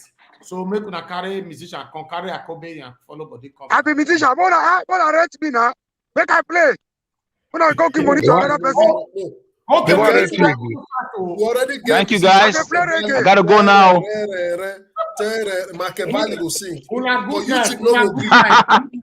Good night. I love you all. Thank you very much for your time with us today. In fact, have a good night, everybody. Let's do it all over again next week Friday. To you all, I love you all. Thank you. You guys are good night. Good night, everybody. One love. Thank you, my people. All right.